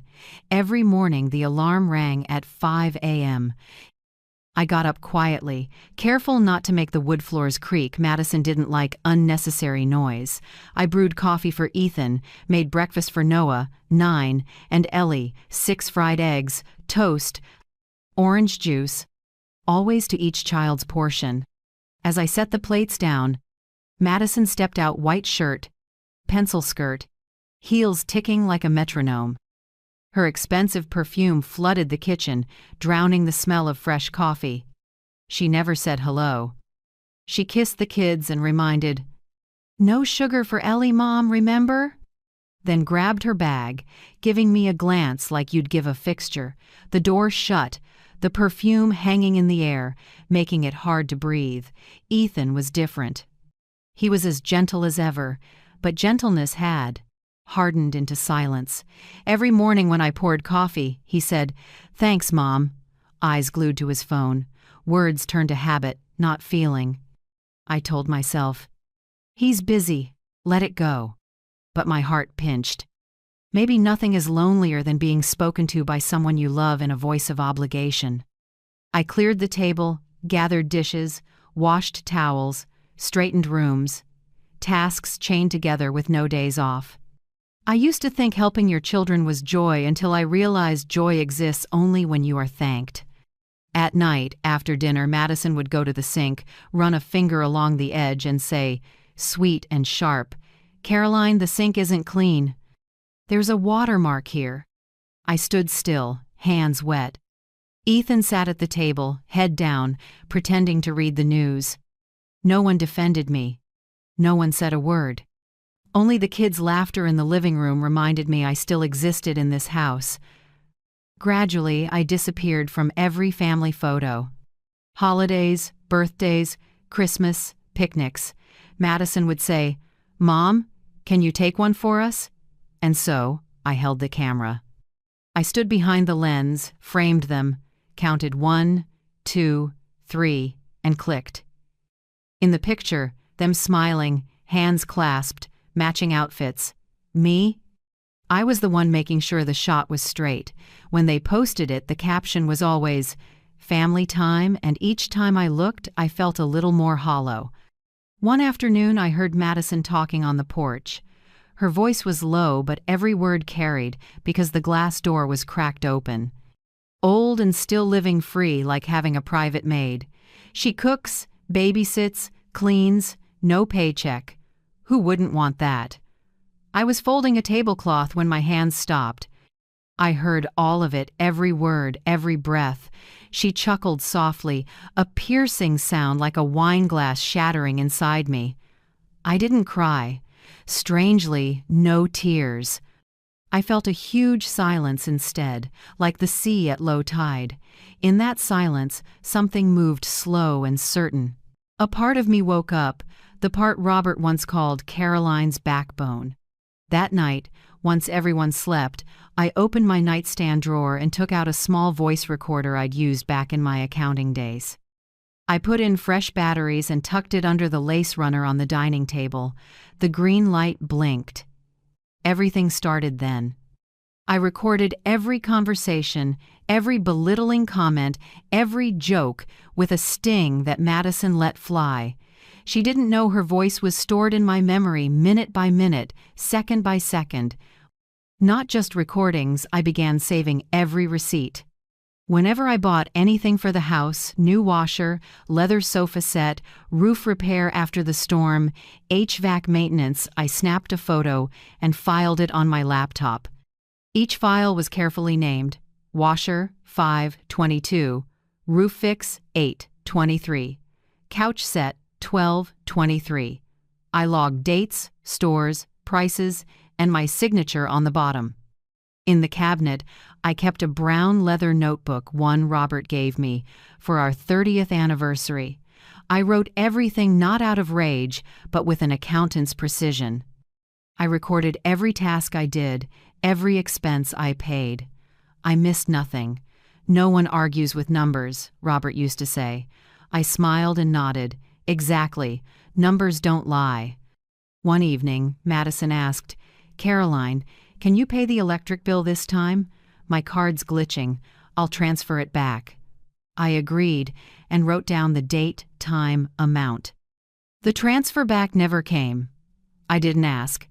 I added a small note: not reimbursed. The days after, I did everything as usual.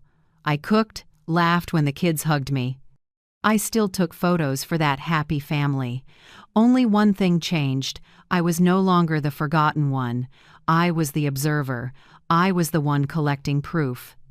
One afternoon, while Madison was on the phone with her mother in California, I heard her say, "Mom, I swear I can't stand her anymore. She's like a ghost in the house.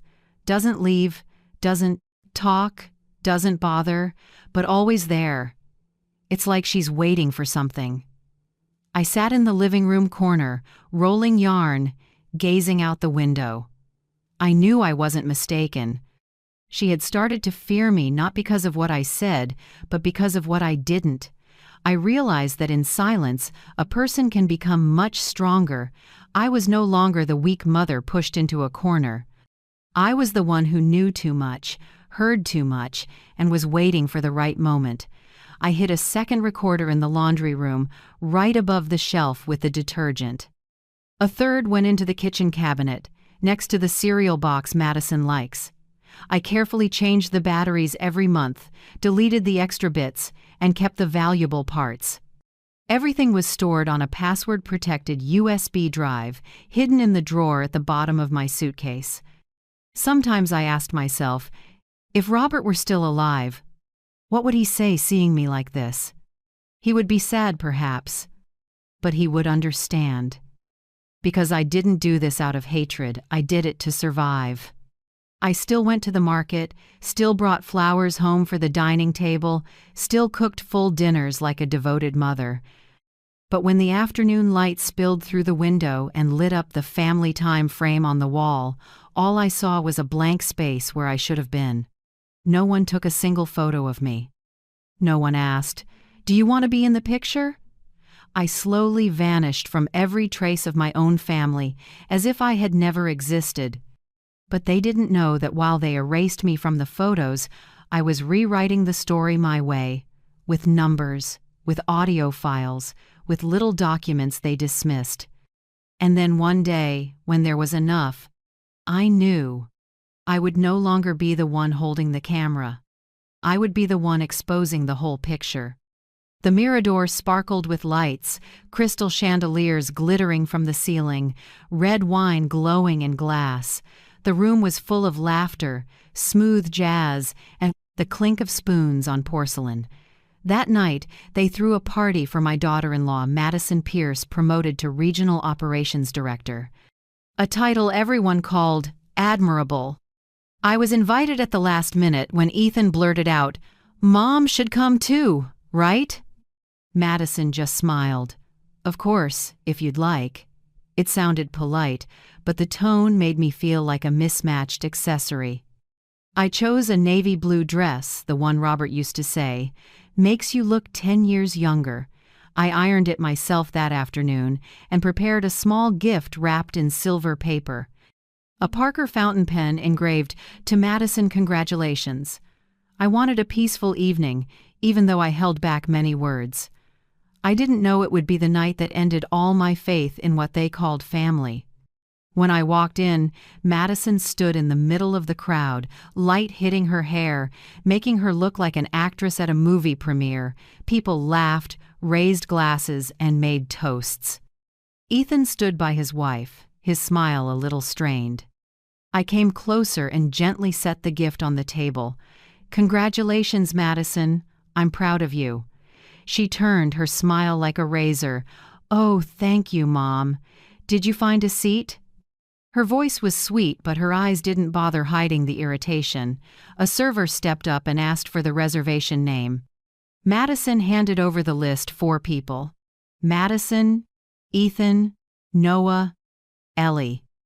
"Not me." The server hesitated. Madison tilted her head, voice low but cold.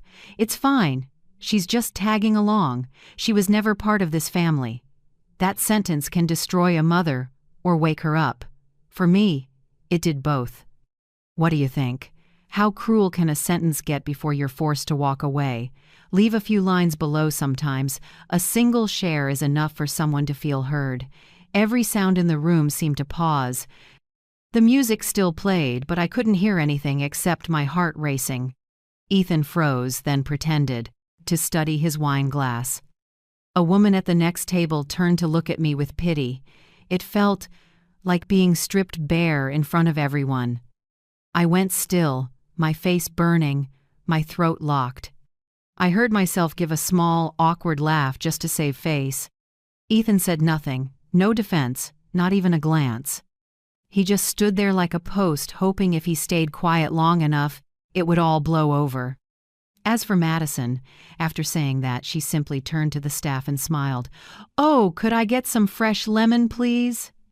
Then she went right back to chatting with her coworkers, cheerful as if nothing had happened. I wanted to leave right then, but my feet felt glued to the floor.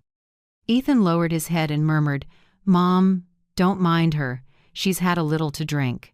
I looked at my son. That sentence hurt more than Madison's insult. As the dinner wound down, she laughed loudly, raised her glass, then turned to me, voice smooth and mocking. "Oh, Mom, remember to heat the leftovers in the fridge. Don't let them go to waste." The whole table burst out laughing, some probably out of politeness, but I heard a drawn-out "ha ha ha" from one of her coworkers. I sat still, my hand gripping the table's edge until my knuckles went white. In that roar of laughter, I felt myself vanish, as if the whole world had agreed I didn't deserve respect. I inhaled. In that moment, something inside me went dark. Another flame, small but stubborn, flared up. I didn't scream, didn't argue, didn't cry. I just stood, placed my napkin on the table, and said softly, "Thank you for the dinner." Then I turned and walked out of the restaurant. The Santa Fe night was cold and dry, carrying dust and a hint of lavender from the cafe across the street. The warm light washed over my face, and I realized I was trembling not from the cold, but from anger and clarity. I walked slowly to the parking lot, my hand gripping my purse. Inside me, humiliation had hardened into resolve.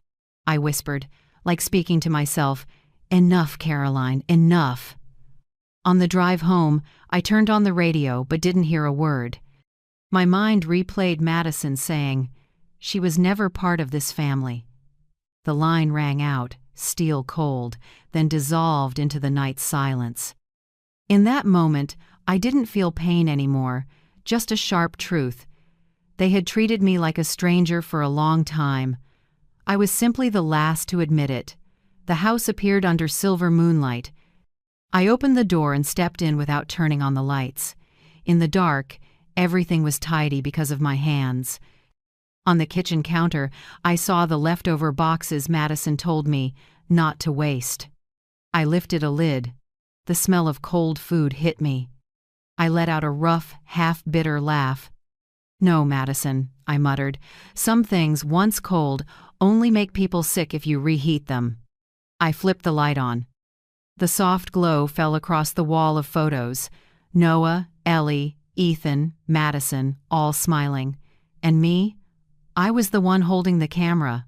I wasn't in a single frame. Suddenly, I felt light. If they could erase me from the pictures, I had the right to erase them from my life. I sat at the table, took off the old earrings Robert had given me, then opened the safe.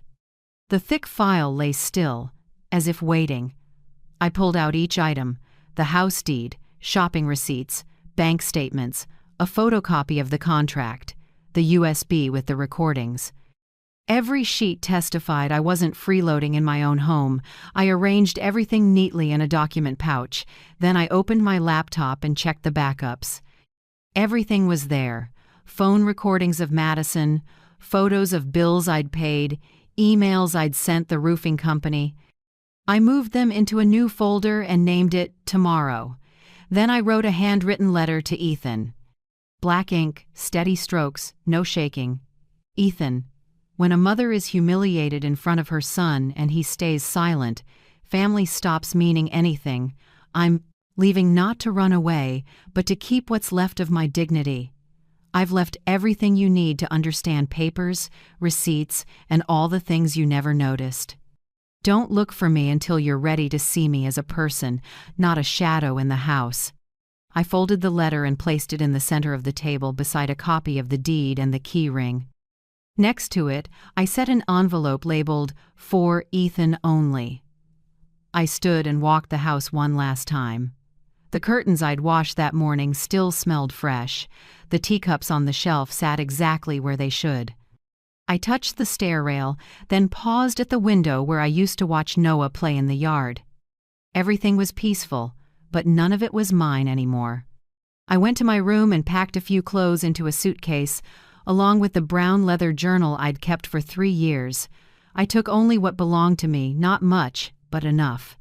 When I closed the suitcase, the zipper's dry rasp sounded like the end of a chapter. Before leaving, I looked around one last time. I didn't cry. I just whispered, "Goodbye, my house, the last time I'll call you that." I rolled the suitcase onto the porch and turned on the outside light. The glow spilled over the steps I used to scrub every morning. I locked the door, pulled the key, and slipped it into my bag. The click landed clean and final. The Santa Fe night was cold and dry, lifting a few loose strands of hair. I pulled my coat tight and walked, each step lighter than the last. On the empty street, the streetlights stretched out, my shadow trailing behind like a ribbon.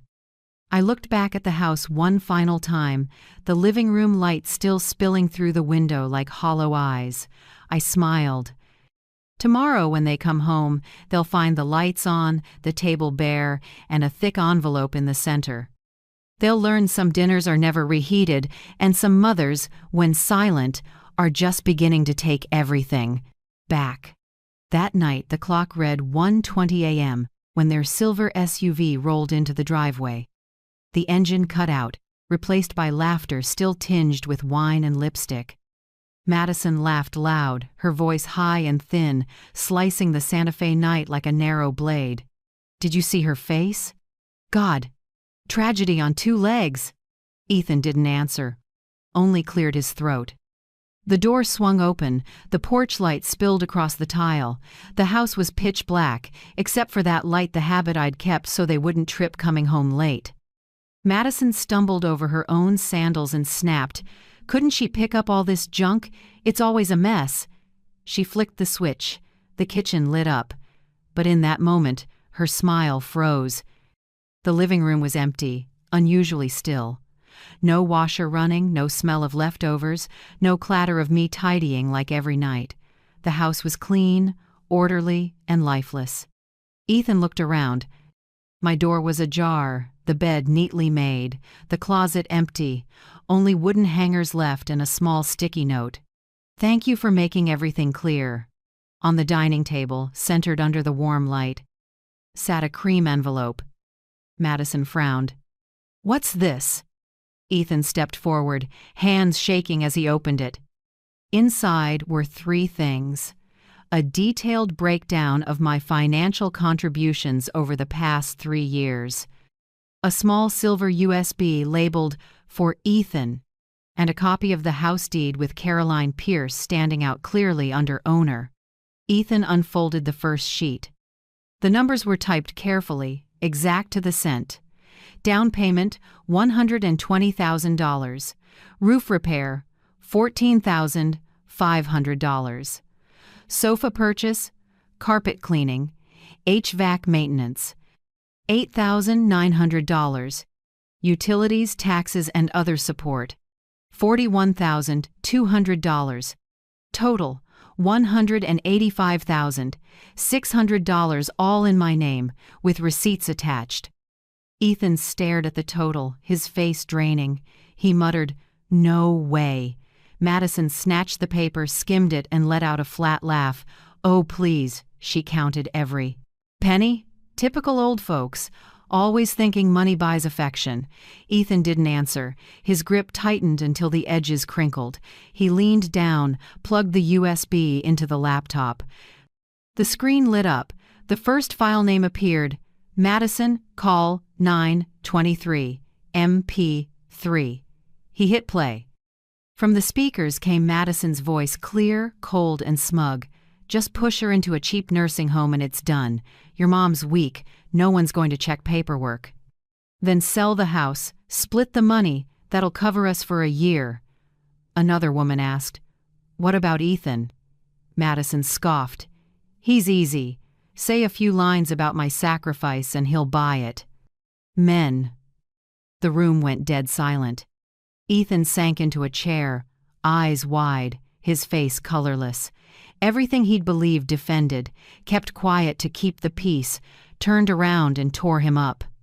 Madison stood frozen, then suddenly shrieked, "That's edited! I never said that! She set me up!" Ethan turned to his wife, his eyes empty. "But that's your voice, Madison. No mistaking it. Even the way you laugh. That men line." Madison stepped back, trembling. She tried to raise her voice, as if volume could drown fear. "You believe her over me? You know what she's like, always playing the weak, pitiful act." Ethan didn't reply. He only lowered his head and opened the second file. Madison's voice again, even clearer. "If she gets sick, even better. One competency certificate is enough to have him sign the house over." Ethan let the laptop fall shut and bent forward, hands on his head. For the first time in 3 years, he saw his wife stripped bare, terrifyingly so. The air congealed. Madison stepped forward and grabbed his shoulder. "Ethan, listen. It's not what you think." He shook her off, voice ragged. "Not what I think? For 3 years my mom lived here, did everything, paid for almost all of it, and you called her a burden? Do you know she's never taken place for it? A single dollar from you?" Madison went silent. For the first time, she had nothing to say. The house sank into heavy quiet. Small footsteps sounded on the stairs. Noah, hair messy and eyes sleepy, stood at the railing. "Where's Grandma, Dad?" "Why is it so dark?" Ethan turned back, attempted a smile, but his voice cracked. "Grandma went to rest for a while, buddy." Behind him, Ellie rubbed her eyes, sniffling. "I didn't say goodnight to Grandma." Madison turned away, arms crossed tight, avoiding the kid's eyes. Ethan could only nod, then shut the laptop. He folded the papers and slipped everything back into the envelope. Outside, the night wind kicked up. The curtains stirred. Moonlight slid through the gap, landing on the line, "Caroline Pierce, owner," printed clearly on the deed copy. Madison saw it and went pale. She stepped forward, yanked the page up, and shouted, "She can't do this! This house is ours!" Ethan spoke softly, almost a whisper. "No, Madison, it's hers. Attorney Harold said it from the start. I just never thought we'd need that." She stood still for a few seconds, then threw the page down, voice tight with fury. "Fine. Let her try. She thinks she can beat me?" But for the first time, her voice shook. Noah walked up to the table, picked the fallen paper, and looked up. "Grandma left this letter for you, Dad?" Ethan nodded, took the envelope back, and tucked it carefully into the document box. "Yeah, buddy. Let Dad hold on to it, okay?" The boy nodded and quietly headed back to his room, leading his sister. The kid's door clicked shut. The house fell into silence. Ethan sat motionless for a long time. Madison turned toward the balcony, panic in her eyes. On the dining table, a wine glass tipped, dark red spilling out, creeping toward the page with my name like a blood-red exclamation mark. As for me, I was asleep on Martha Lane's old sofa. A small lamp glowed through the curtain, pooling, warm yellow on the ceiling. Martha tucked a blanket around me and whispered, "You okay, Caroline?" I smiled, my voice low and light as air. "I'm okay, Martha. For the first time in 3 years, I'm sleeping in a house where no one tells me to scrub the sink." Outside, the Santa Fe night breeze drifted through her lavender garden, its soft scent spreading through the room. I closed my eyes, my eyelids growing heavy. In the quiet, I heard someone, maybe me, in a distant dream whisper, "Justice doesn't have to rush. It only needs to wait for morning." And so, after 3 years of being a shadow in my own home, I slept in peace, the first sleep in freedom. The next morning, Santa Fe sunlight angled through Martha's window. The smell of fresh coffee and toast filled the living room. I sat on the chair, cupping a hot mug, watching the first rays crawl across the wooden wall. For 3 years, I'd always woken early, but this morning, for the first time, I woke without having to serve anyone. From the kitchen, Martha looked over and said softly, "What are you going to do next, Caroline?" I set the mug down. Calm. "Go see Avery. It's time I do the right thing, not for revenge, but to take my name back. Avery Pierce, my niece, is a family property attorney. She's in her 30s, quick, bright-eyed, and steady like Robert when he was young. I met her at the Pierce and Mendez office on Canyon Road, the street known for galleries and craft shops. When I walked in, Avery was already waiting, hair neatly pinned, thin frames on her nose. She stood and hugged me tight. "Aunt Caroline," I heard. "I'm so sorry." I smiled. "No need to be sorry. I'm alive, and I have proof. That's enough." I set the file bag on the table, heavy, thick, and so orderly that Avery looked a little stunned. "Wow, are you planning to sue the whole world?" I gave a small laugh. "No, I just want my place back in the very house I bought." Avery opened the bag and began reviewing each item: the house deed, bank statements, receipts, photos, and the USB with recordings. She went through everything carefully, missing nothing. When she opened her laptop, she plugged in the USB and listened to a short clip, just a few seconds of Madison's voice. "Just push her into a cheap nursing home and it's done." Avery grimaced and shook her head. "Horrible. But it makes my job easier. You have everything. Paperwork, audio, spending proof, even lawful ownership. It's all clear." She took quick notes, then continued, "Now I'll contact Mr. Harold Kemp to confirm the file. He drafted the original house paperwork, right?" I nodded. "He knows everything. I want to do this legally and properly, not to demean anyone, just to make them see the truth." Avery nodded and called right there at her desk. I heard Harold's warm, steady voice on the other end. "Oh, Mrs. Pierce, I knew this day would come. The documents are still valid. No one can dispute ownership without your signature. I'll support you fully." Hearing him, I felt a warmth spread in my chest, not joy, but validation. Finally, someone believed me without me having to defend myself. Avery printed a power of attorney and asked me to sign. She said, "You won't need to appear in court. We'll send a cooperation demand before filing suit. If they're willing to negotiate, we can settle this quietly." I asked, "And if they're not?" Avery gave a small smile. Then they'll have to explain in court why they lived in someone else's house while calling that person a freeloader. I went quiet. Deep down, I didn't want to see my son sitting in a courtroom. I had lost a husband. I didn't want to lose my only child. "Sweetheart," I said softly, "I don't want to destroy this relationship. I just want my dignity back and the ownership of the house that's mine." Avery nodded. "I understand. Will do. This as gently as possible." That afternoon, Avery and Harold drafted the letter. In it, they clearly stated, Caroline Pierce is the lawful owner of the house. Madison and Ethan Pierce have violated residential rights through property misuse, insults, and defamation. Caroline Pierce is not seeking immediate eviction, only a signed cooperation agreement, asset acknowledgement, and an end to all insulting behavior.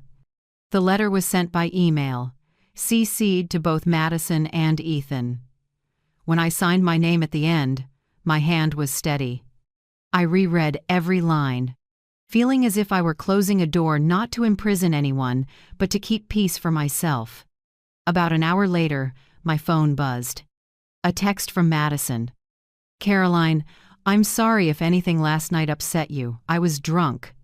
Hope you don't blow this out of proportion." I read it, then deleted it. Short, cold, and not the least bit sincere. Right after, Ethan called. His voice shook. "Mom, I'm sorry. I was wrong. I didn't think it would go this far. I just want you to talk to me. Please don't get lawyers involved."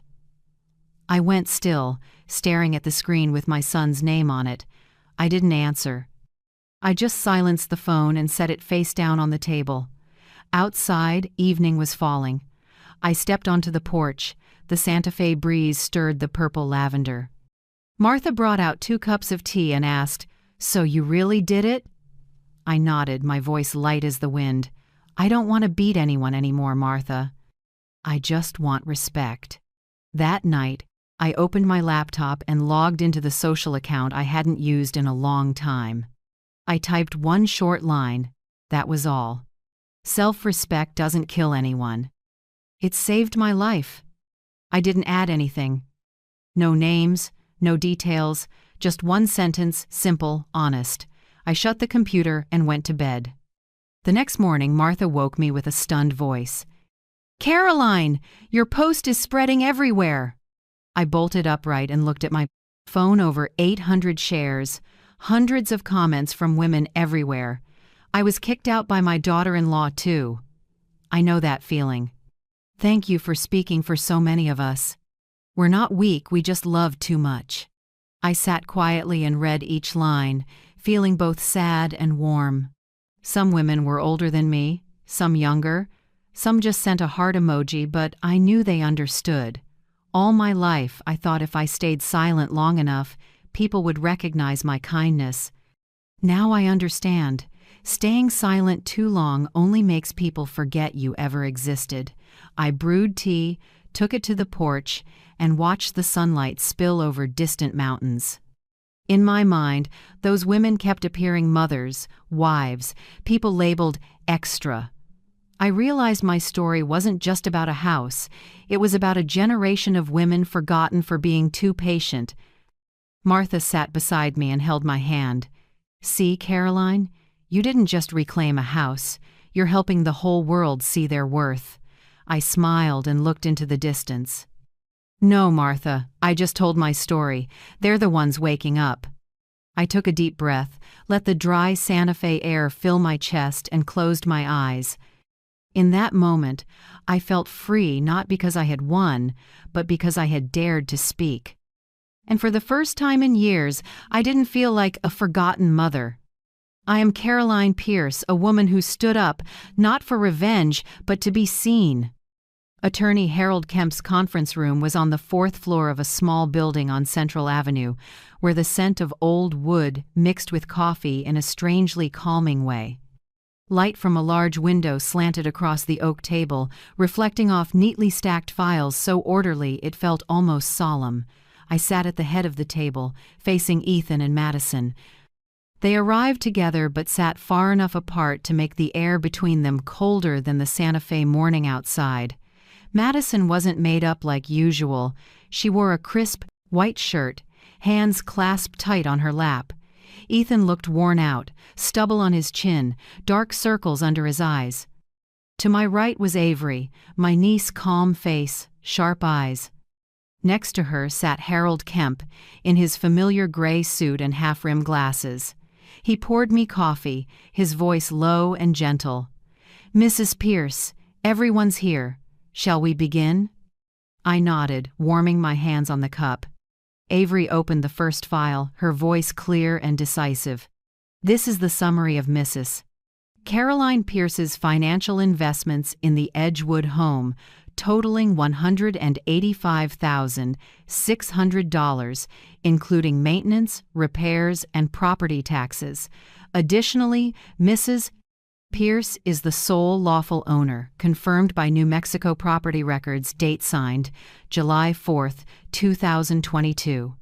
Madison looked up, her eyes flickering, maybe hoping this was just a bluff. But Harold slid her a copy of the deed and said, "This is the original on file at our office. Mrs. Pierce holds full title, no co-ownership, no third-party guarantee." Silence stretched. Ethan looked at the paper, then at me, his face draining. "Mom, you've been on the title this whole time?" I nodded slightly. "Yes.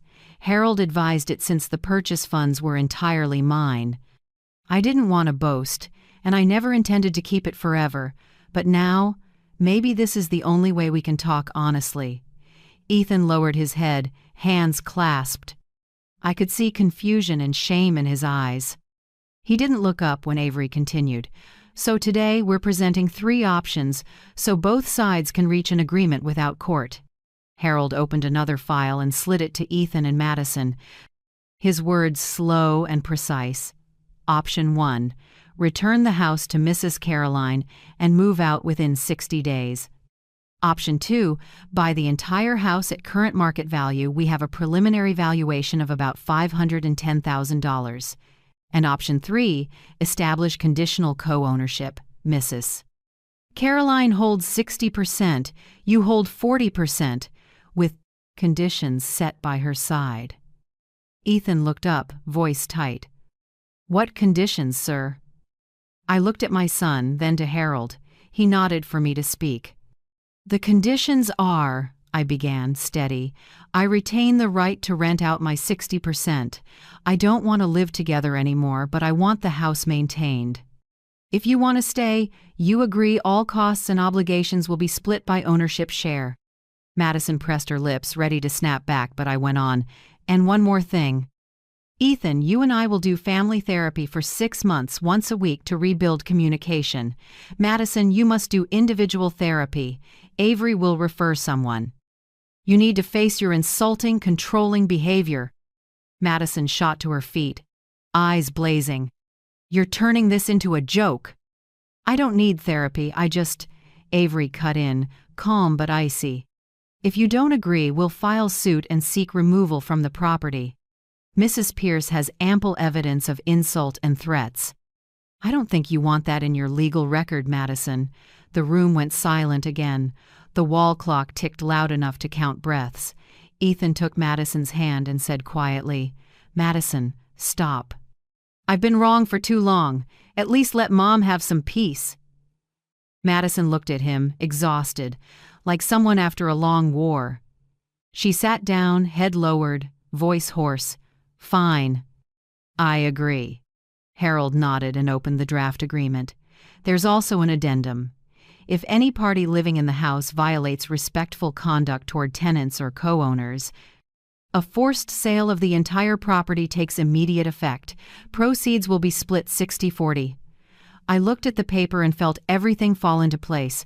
No more back and forth, no payback. Fairness now lived on paper, backed by law, no longer depending on anyone's goodwill. Ethan signed first, his hand slightly shaking. Madison signed next, biting her lip. When it was my turn, Harold slid the pen to me. I took it, looked at Caroline Pierce on the signature line, and signed. For the first time in years, my hand didn't tremble. When the pen clicked down, I heard Harold exhale softly. "That's it. Everything's within the law now. No one can dismiss you again, Mrs. Pierce." I nodded. "I don't need their reverence. I just need them to stop." The meeting ended in quiet. Ethan stood and walked toward me. He looked at me a long time, eyes holding something broken and something trying to mend. "Mom, I'm sorry. I let this go too far. I'll do therapy. I promise." I looked at my son and said gently, "Do it for yourself, not for me." Madison said nothing. She only dipped her head, eyes on the floor. For the first time, I saw no arrogance there, only fear and regret.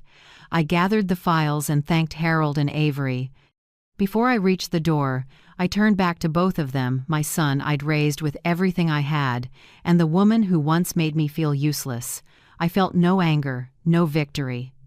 Only a deep quiet settling into my chest, like early spring wind over the desert. Outside, Santa Fe's sky was clear, sunlight pouring gold on the sidewalk. I stopped at a small flower shop down the block and bought a bundle of lavender. Martha always said, "Lavender softens everything." Maybe today was the first day I truly believed that. I looked toward the distance, where the road led back to a house that had been a battleground, now clearly defined by signatures and truth. I took a long breath, a small smile on my lips. Not the smile of a winner, but of someone who got herself back. I walked on in the golden light, my heart light as if the early spring wind were whispering, "Caroline, you're back." 3 weeks after the meeting at Harold's office, the Edgewood house had a new rhythm, if not a new owner. I didn't move back, but I kept my 60%, as agreed. I decided to rent out my share so the house wouldn't sit empty, and so Ethan and Madison would learn to live with others, no longer free to dominate the space. My first tenant was Angela Brooks, a 39-year-old high school teacher who'd recently lost her husband. She had 2 children, Marcus, 13, and Lila, 9, both well-mannered and sweet. When Avery sent me their file, I read every line, then smiled. They weren't wealthy, but they were kind, and I believe that's worth more than any deposit.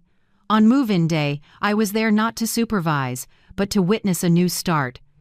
Santa Fe was bright, with a soft breeze through the sage along the fence. Angela arrived in an old minivan loaded with boxes of books, a few potted plants, and a cat named Pudding. Ethan opened the gate. He nodded politely, his voice rough but courteous. "Welcome, Miss Brooks. I'm Ethan. Glad to have you."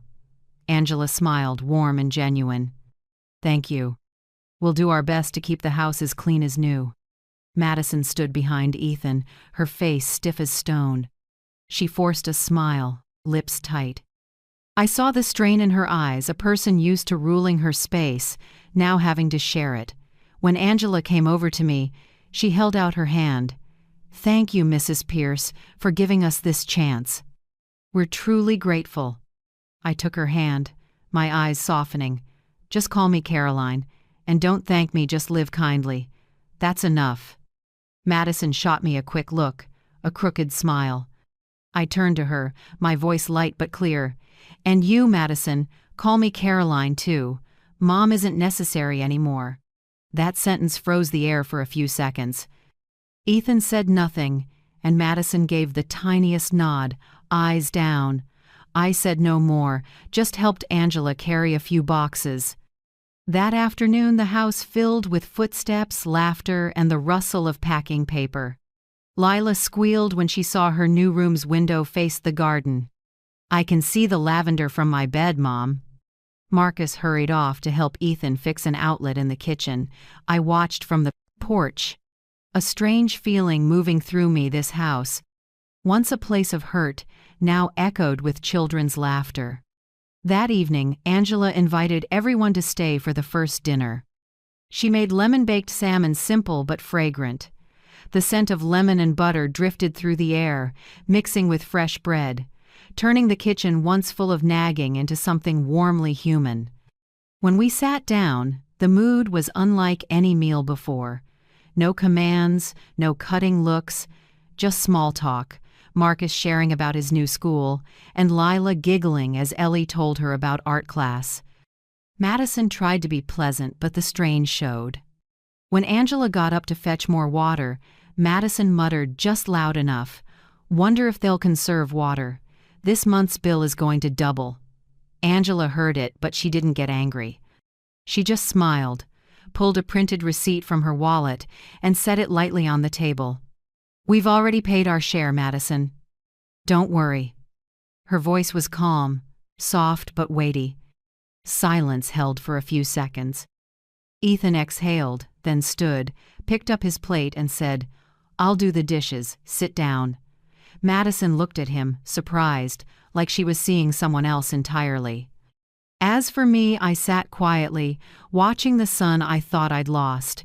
That small act, washing a stack of plates, was worth more than gold to me. When dinner ended, I stood, thanked everyone, and got ready to go. Angela walked me out and said softly, "You know, this house has a strange energy. I was scared at first, but now I think it's learning to breathe again." I smiled. "It's not just the house, Angela. The people inside are learning to breathe too." After that day, I didn't visit Edgewood often. I let Angela and her family own that space and me. I only needed to know things were moving the right way.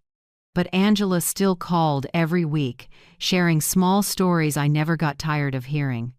Once, she said, "Today Ellie came over too. Help Lila with art homework." They laughed the whole time.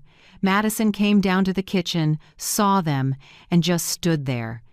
Then she grabbed a glass of water and turned away, but I could see her eyes were red. I went quiet for a moment, then said only, "Sometimes people just need to witness ordinary kindness to realize how wrongly they've been living." Another week, Angela told me, cheerful, "Noah and Marcus just won the school baseball championship together."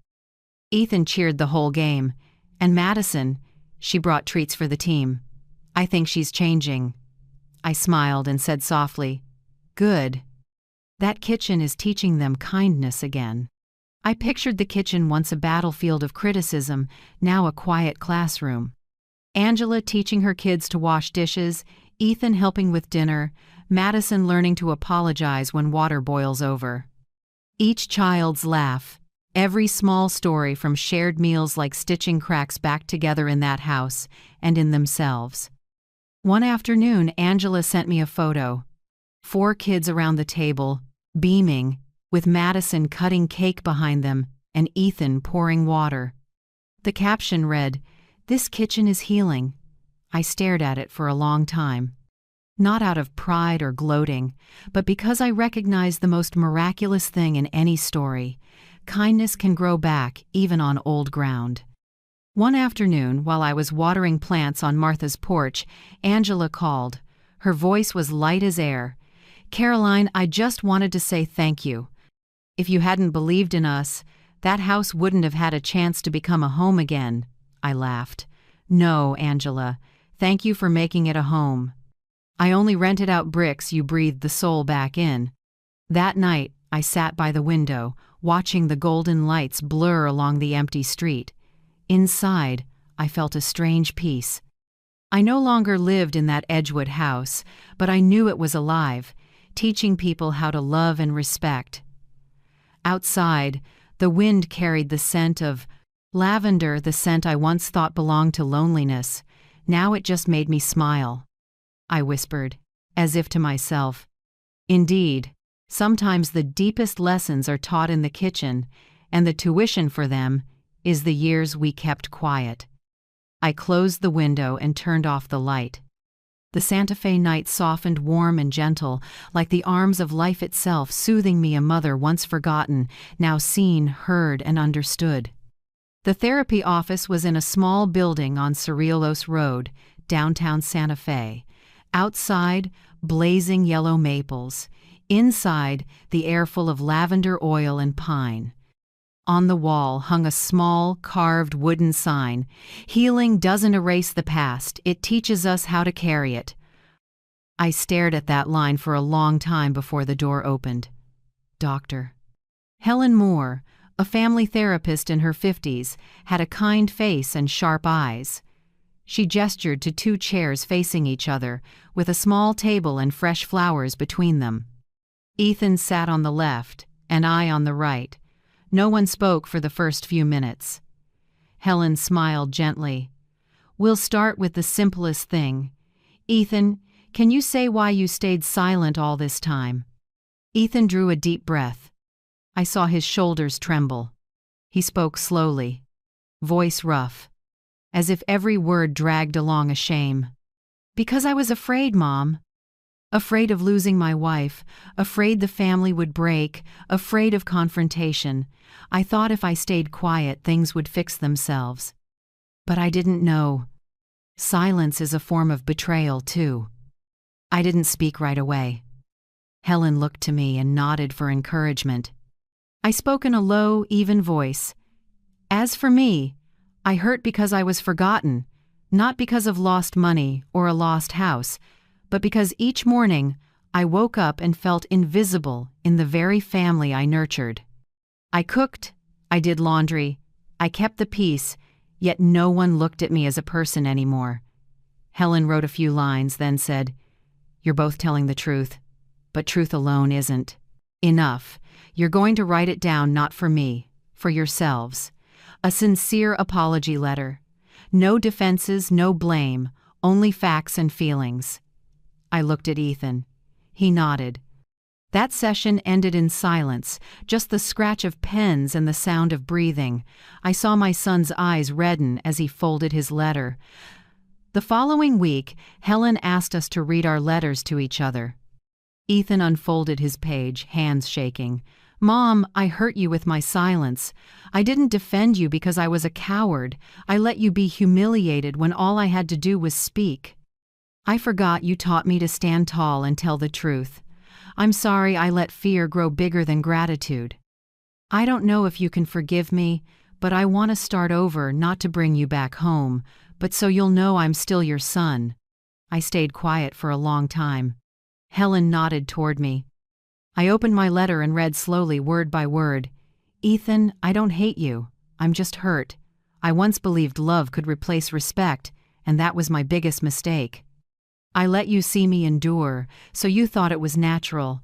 I don't blame you. I just want you to understand. Love doesn't have to shout, but it must have boundaries. I forgive you, but I won't go back to the old life." Ethan said nothing. He just nodded, eyes wet. Helen smiled. That's a beginning. At the same time, Madison began her own therapy with another specialist. I didn't see her, but Helen occasionally shared brief updates with Madison's consent. She said, "Madison is learning to face her fears. She fears poverty, being looked down on, falling short of her mother-in-law. Since childhood, she's lived in a family that measured people by wealth. That fear made her try to control everything. I listened, feeling both compassion and fatigue. I said softly, 'Tell her I don't need her to be perfect. I just need her to be human, not the best, not the winner.'" Helen looked at me and smiled. "Maybe you're teaching Madison something her own mother never did." In later sessions, Ethan and I began to talk more. Sometimes I cried, but they weren't bitter tears, just release.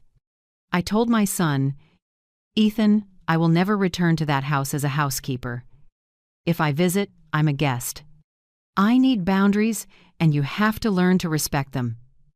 He nodded and said very quietly, "I understand, Mom, and I will." After that, I noticed something change. Each morning, as I made coffee, my phone rang, Ethan calling, "Hi, Mom, have you had breakfast?" At first I laughed, thinking he dialed the wrong number. But he called every day sometimes just to ask whether I preferred tea or coffee. A small thing, but it warmed me. One Saturday afternoon, Noah called, "Grandma, I'm in a play at school next week." "I'm the kind wolf?" I laughed into the phone. "Then I'll come see the first kind wolf I've ever met." The next week, I went to the school, a small stage, warm lights, kids in clumsy costumes. Ethan and Madison sat in the middle row. I chose the back. When Noah spotted me, he waved like crazy. I smiled and waved back. Ethan's eyes met mine, and he gave a small nod, just enough to warm my heart. After the show, Madison came over and said softly, "Thank you for coming." I simply smiled. I didn't need forgiveness, just the truth. A week later, I got an email titled, "From Madison." I hesitated, then opened it. 3 pages, no flourish, no excuses. "Caroline, I was wrong. I thought control was protection and that whoever has more gets more say. I forgot kindness isn't in a marriage contract, it's in how we treat each other. I don't expect you to forget, only that someday you can look at me without feeling pain. I'll continue therapy not to win anyone over, but to learn to live decently." I finished reading and sat quietly for a long time. I didn't reply. I saved the letter not to threaten, but to remind myself people can change, if they truly reflect. The next morning, I stopped by a small shoe shop on the corner. I bought a new pair of sneakers in teal, the first pair I'd bought for myself in years. The clerk asked, "Going walking?" I smiled. "Yes, starting tomorrow morning." And I did. At sunrise the next day, I laced up and stepped onto the gravel trail behind Martha's house. Each footfall beat steady on the path, like my own heartbeat, sure, free, and calm. I don't know what the future holds, but I know one thing for certain. I'm not walking back to where I was. I'm walking toward myself. 6 months had passed since I signed the co-ownership agreement. Spring in Santa Fe had softened. The lavender by Martha's porch bloomed purple again. I lived quietly, journaling, watering plants, walking each morning on the gravel path behind the house, the teal sneakers holding up, like my own steady peace. That morning, while making coffee, I got a text from Madison. "Caroline, if you have time, I'd like to meet and talk. Not about the past, but about a new start." I read it twice, then agreed. Not out of curiosity, but because I was calm enough now to see her differently. We met at a small cafe on Galisteo Street, with clay-colored walls and old wooden tables. When I walked in, Madison was already there, tidy, simple, no makeup, no designer labels. In front of her was a file neatly tied with ribbon. She stood and gave a small bow. "Thank you for coming." I nodded, sat, and waited for her to begin. Madison opened the file and set it on the table. Her voice was lower, softer, nothing like before. "I want to buy back 60% of the house. Here's a 5-year installment plan with reasonable interest and collateral in the form of shares I own in my company. I had my accountant and attorney prepare it. Every term is lawful." I stayed quiet, looking at the papers. Sunlight poured through the window, illuminating the table and highlighting the signature. "Madison Pierce at the bottom," I asked gently, without edge, only sincere curiosity. "Why now?" Madison looked up without flinching. "Because now is right. These 6 months, I've learned a lot. I've lived alongside a woman like Angela, someone not wealthy but full of self-respect. I've watched my kids be happy. I've watched Ethan change. I want that house to mean what it should, a home, but I don't want it back as a favor. I want it back as a responsibility." Her answer left me silent. Not because I was moved to tears, but because I recognized a different voice in her. No arrogance, no fear, just truth. I opened the file and turned page by page. The numbers, terms, and rates were clear. Madison had done everything properly, like someone who'd grown. I read carefully to the commitment clause. Quarterly payments, no more than 15 days late. Any violation forfeits the right to buy. Cautious, solid. I thought, this is a different Madison. I didn't sign right there. Instead, I called Avery and met her that afternoon to review the contract. Avery arrived with her usual professional calm, read each line slowly, then looked up. "Aunt Caroline, this is a valid contract. Madison hired a good lawyer. The terms protect both sides." She smiled lightly. "Are you going to agree?" I nodded, then said quietly, "There's one last condition I want to add." The next day, we met again at Harold's office to sign. Ethan came, looking calmer and more grounded than before. Angela came too, holding a small bouquet she handed me. "We'd like to stay on as official tenants if that's okay.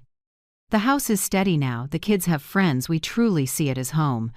I smiled and laid my hand over hers. "Angela, you made it a home, of course." Madison sat waiting for my new condition.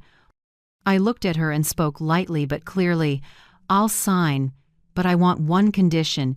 Everyone in the house will have dinner together at least once a month. Not to show off, not to control, just to remind each other a home exists only if its people sit down together." Madison looked at me for a long moment, then picked up a pen and wrote that line into the addendum in a neat slant. "Family dinner once a month." She signed and slid the paper to me. "Agreed. We owe the kids that."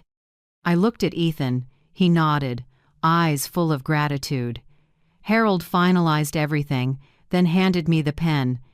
"Anything else you want, Mrs. Pierce?" I shook my head and smiled. "No, I have enough." I signed clean, firm, steady. Not because I'd won, but because I'd found light after the storm. That afternoon, as we left the office, Madison stepped closer and said softly, "Caroline, thank you for giving me this chance." I answered slowly, "I didn't give it, Madison. You made it. I just didn't stand in its way." Angela, beside us, smiled kindly. "Looks like you two just closed a chapter where nobody had to die." I laughed. Exactly. Only self-respect got to live again.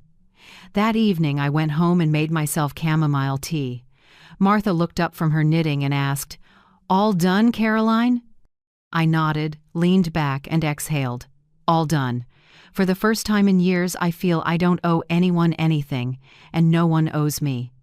That night, I slept deeply. No dreams, no jolts. No faces from the promotion party, no knife-edged voice from Madison, no kitchen flooded with tears, only the soft wind on the porch and a trace of lavender. At sunrise, I woke as usual, brewed coffee, and opened the window. The first light poured in, warm as a blessing. I looked toward the hills, where the Edgewood house glimmered through the mist. It was no longer a prison, but proof that every storm can end in quiet if we stand firm. I whispered, as if to myself, "Caroline Pierce, you've completed the circle of justice in your life." And I smiled a quiet, steady smile, round as a late spring moon. 1 month after signing the buyback contract, I got a text from Ethan. "Mom, this Saturday night we're having our first monthly family dinner, like in the agreement. Could you come a little early? Madison wants to cook herself." I read it and smiled. Time moves fast. What once looked like ashes now was about to become a shared meal. No shouting, no fear, just dinner. A gentle apology from life. That afternoon, Santa Fe glowed with golden light. I wore a beige linen dress and brought a jar of lavender from Martha's garden. Driving to Edgewood, I felt unusually calm. From a distance I saw the old house now painted a warm cream, petunias hanging on the porch, and the fence freshly coated. It looked different, like the people inside. The door opened. Ellie ran out first, ponytail high, chirping. "Grandma Caroline is here! Grandma, you have to sit in the special seat!" I laughed and hugged her. In that moment, the smell of dough and cheese filled the air, pulling me back to years ago when this kitchen felt like mine. But this time, I walked in as a welcomed guest. In the kitchen, Madison wore an apron, hair in a bun, hands dusted with flour. On the table sat a lasagna straight from the oven, the cheese edges slightly burnt. Angela stood beside her, laughing. "A little char is right. I told you my recipe is never perfect, but it's always memorable." Madison laughed too, a bit shy. Then tonight should be very memorable. I looked at the pan, rich and fragrant, blending with garlic bread. Maybe the house had never felt this warm.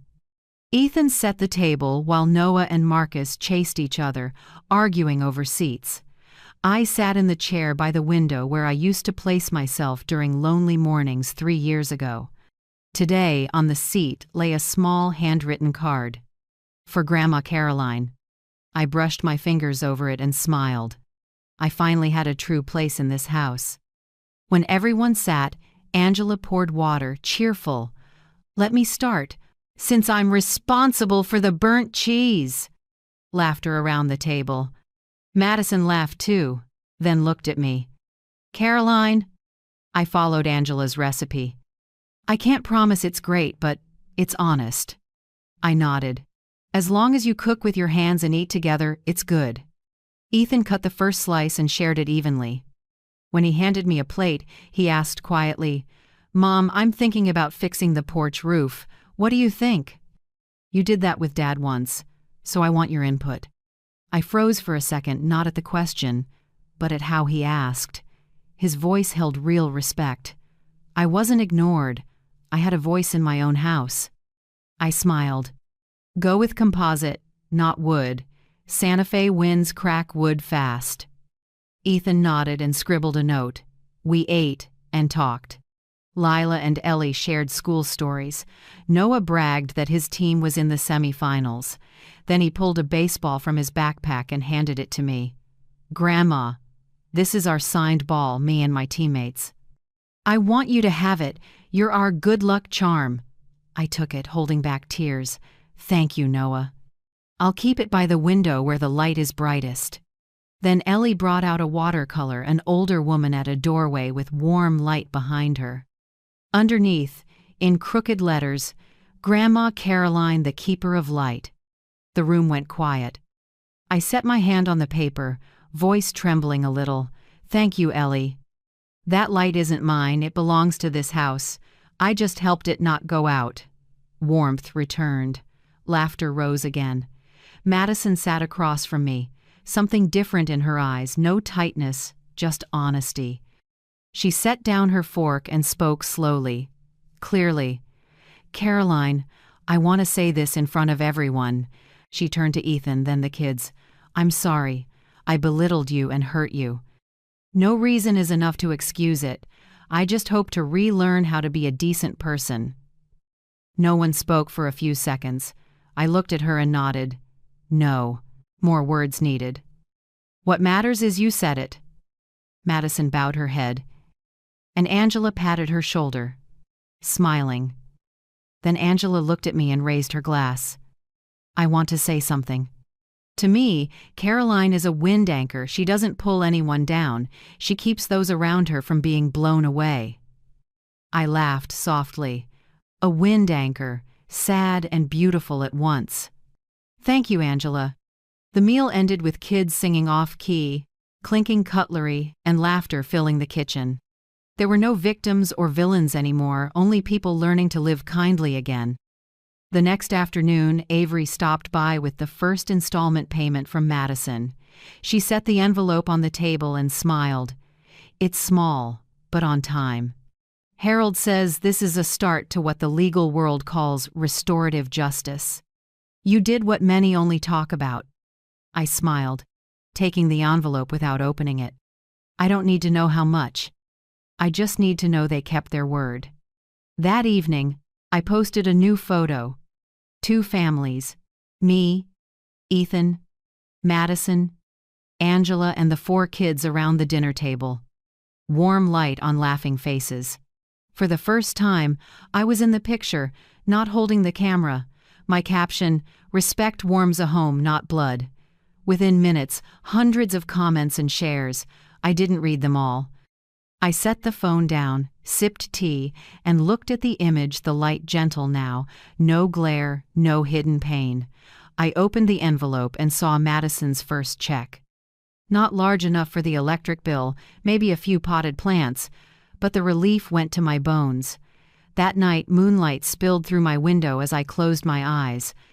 I knew forgiveness doesn't erase the past, but it opens the door for the future to breathe, and in the steady rhythm of my own breath, I saw clearly at last I'd lived long enough to witness what I believe in. Justice isn't always a verdict. Sometimes it's just a chair saved for you at the table, almost two. Years have passed since the night I left the house in Edgewood. My life now is small, calm, and just enough like my third-floor apartment overlooking Santa Fe's Plaza, where mornings are full of sun and evenings fill with street guitars. I get up early, open the window for the breeze, make a cup of coffee, and watch the light climb the Sangre de Cristo range. Far-off church bells ring, mixing with the smell of toast from the corner cafe. My life isn't loud anymore. No sounds of anger, just the slow, gentle beat of peace. I teach a community knitting class at the city's cultural center. Older women gather every Tuesday morning, knitting and telling stories. Some are divorced, some widowed, some still learning how to forgive their children. I listen, then share my own story not to complain, but to show that leaving at the right time is also a way to love. Madison's installment payments still arrive in my account on schedule. I add a little savings and live just right, no lack, no excess. I buy flowers every weekend and pay for the art class I always wanted to take. Freedom at this age isn't flying far, it's standing steady and quiet. Ethan still visits every Sunday. We drink coffee on the balcony and talk about baseball and how Noah is about to start middle school. Madison sometimes texts photos of new dishes. She's trying lasagna, pumpkin soup, honey-roasted chicken, no more orders, just simple sharing from someone who wants to keep a connection. Once she texted, "I remade an old dish but with less salt." Ethan says it tastes gentler, like how I'm learning to talk. I laughed and replied, "Less salt, more heart." Noah and Ellie are growing fast. They send birthday cards and video call every weekend. Sometimes they just say, "Grandma, I love you." That's all, and the whole world warms inside me. The buyback contract is still on schedule, quarter by quarter, as promised. I still keep the right to stop it if anyone forgets. Respect not to threaten, but to remind them that kindness needs boundaries. I've never had to use that right. They understand now. They know respect is the real foundation of a home. On the wall of my small apartment hangs a light wood frame, both families around a dinner table. I'm in the middle, holding a cup of tea, smiling softly. No suspicious eyes, no distance. Just a mother, a friend, a person who stepped out of the dark and found herself seen. It's the first photo I've hung without feeling my heart sink. One evening, while journaling, I wrote to myself, "Thank you, Caroline, for leaving at the right time so you could come back to yourself, for choosing self-respect over silence, for believing love requires limits." I closed the notebook and opened the window.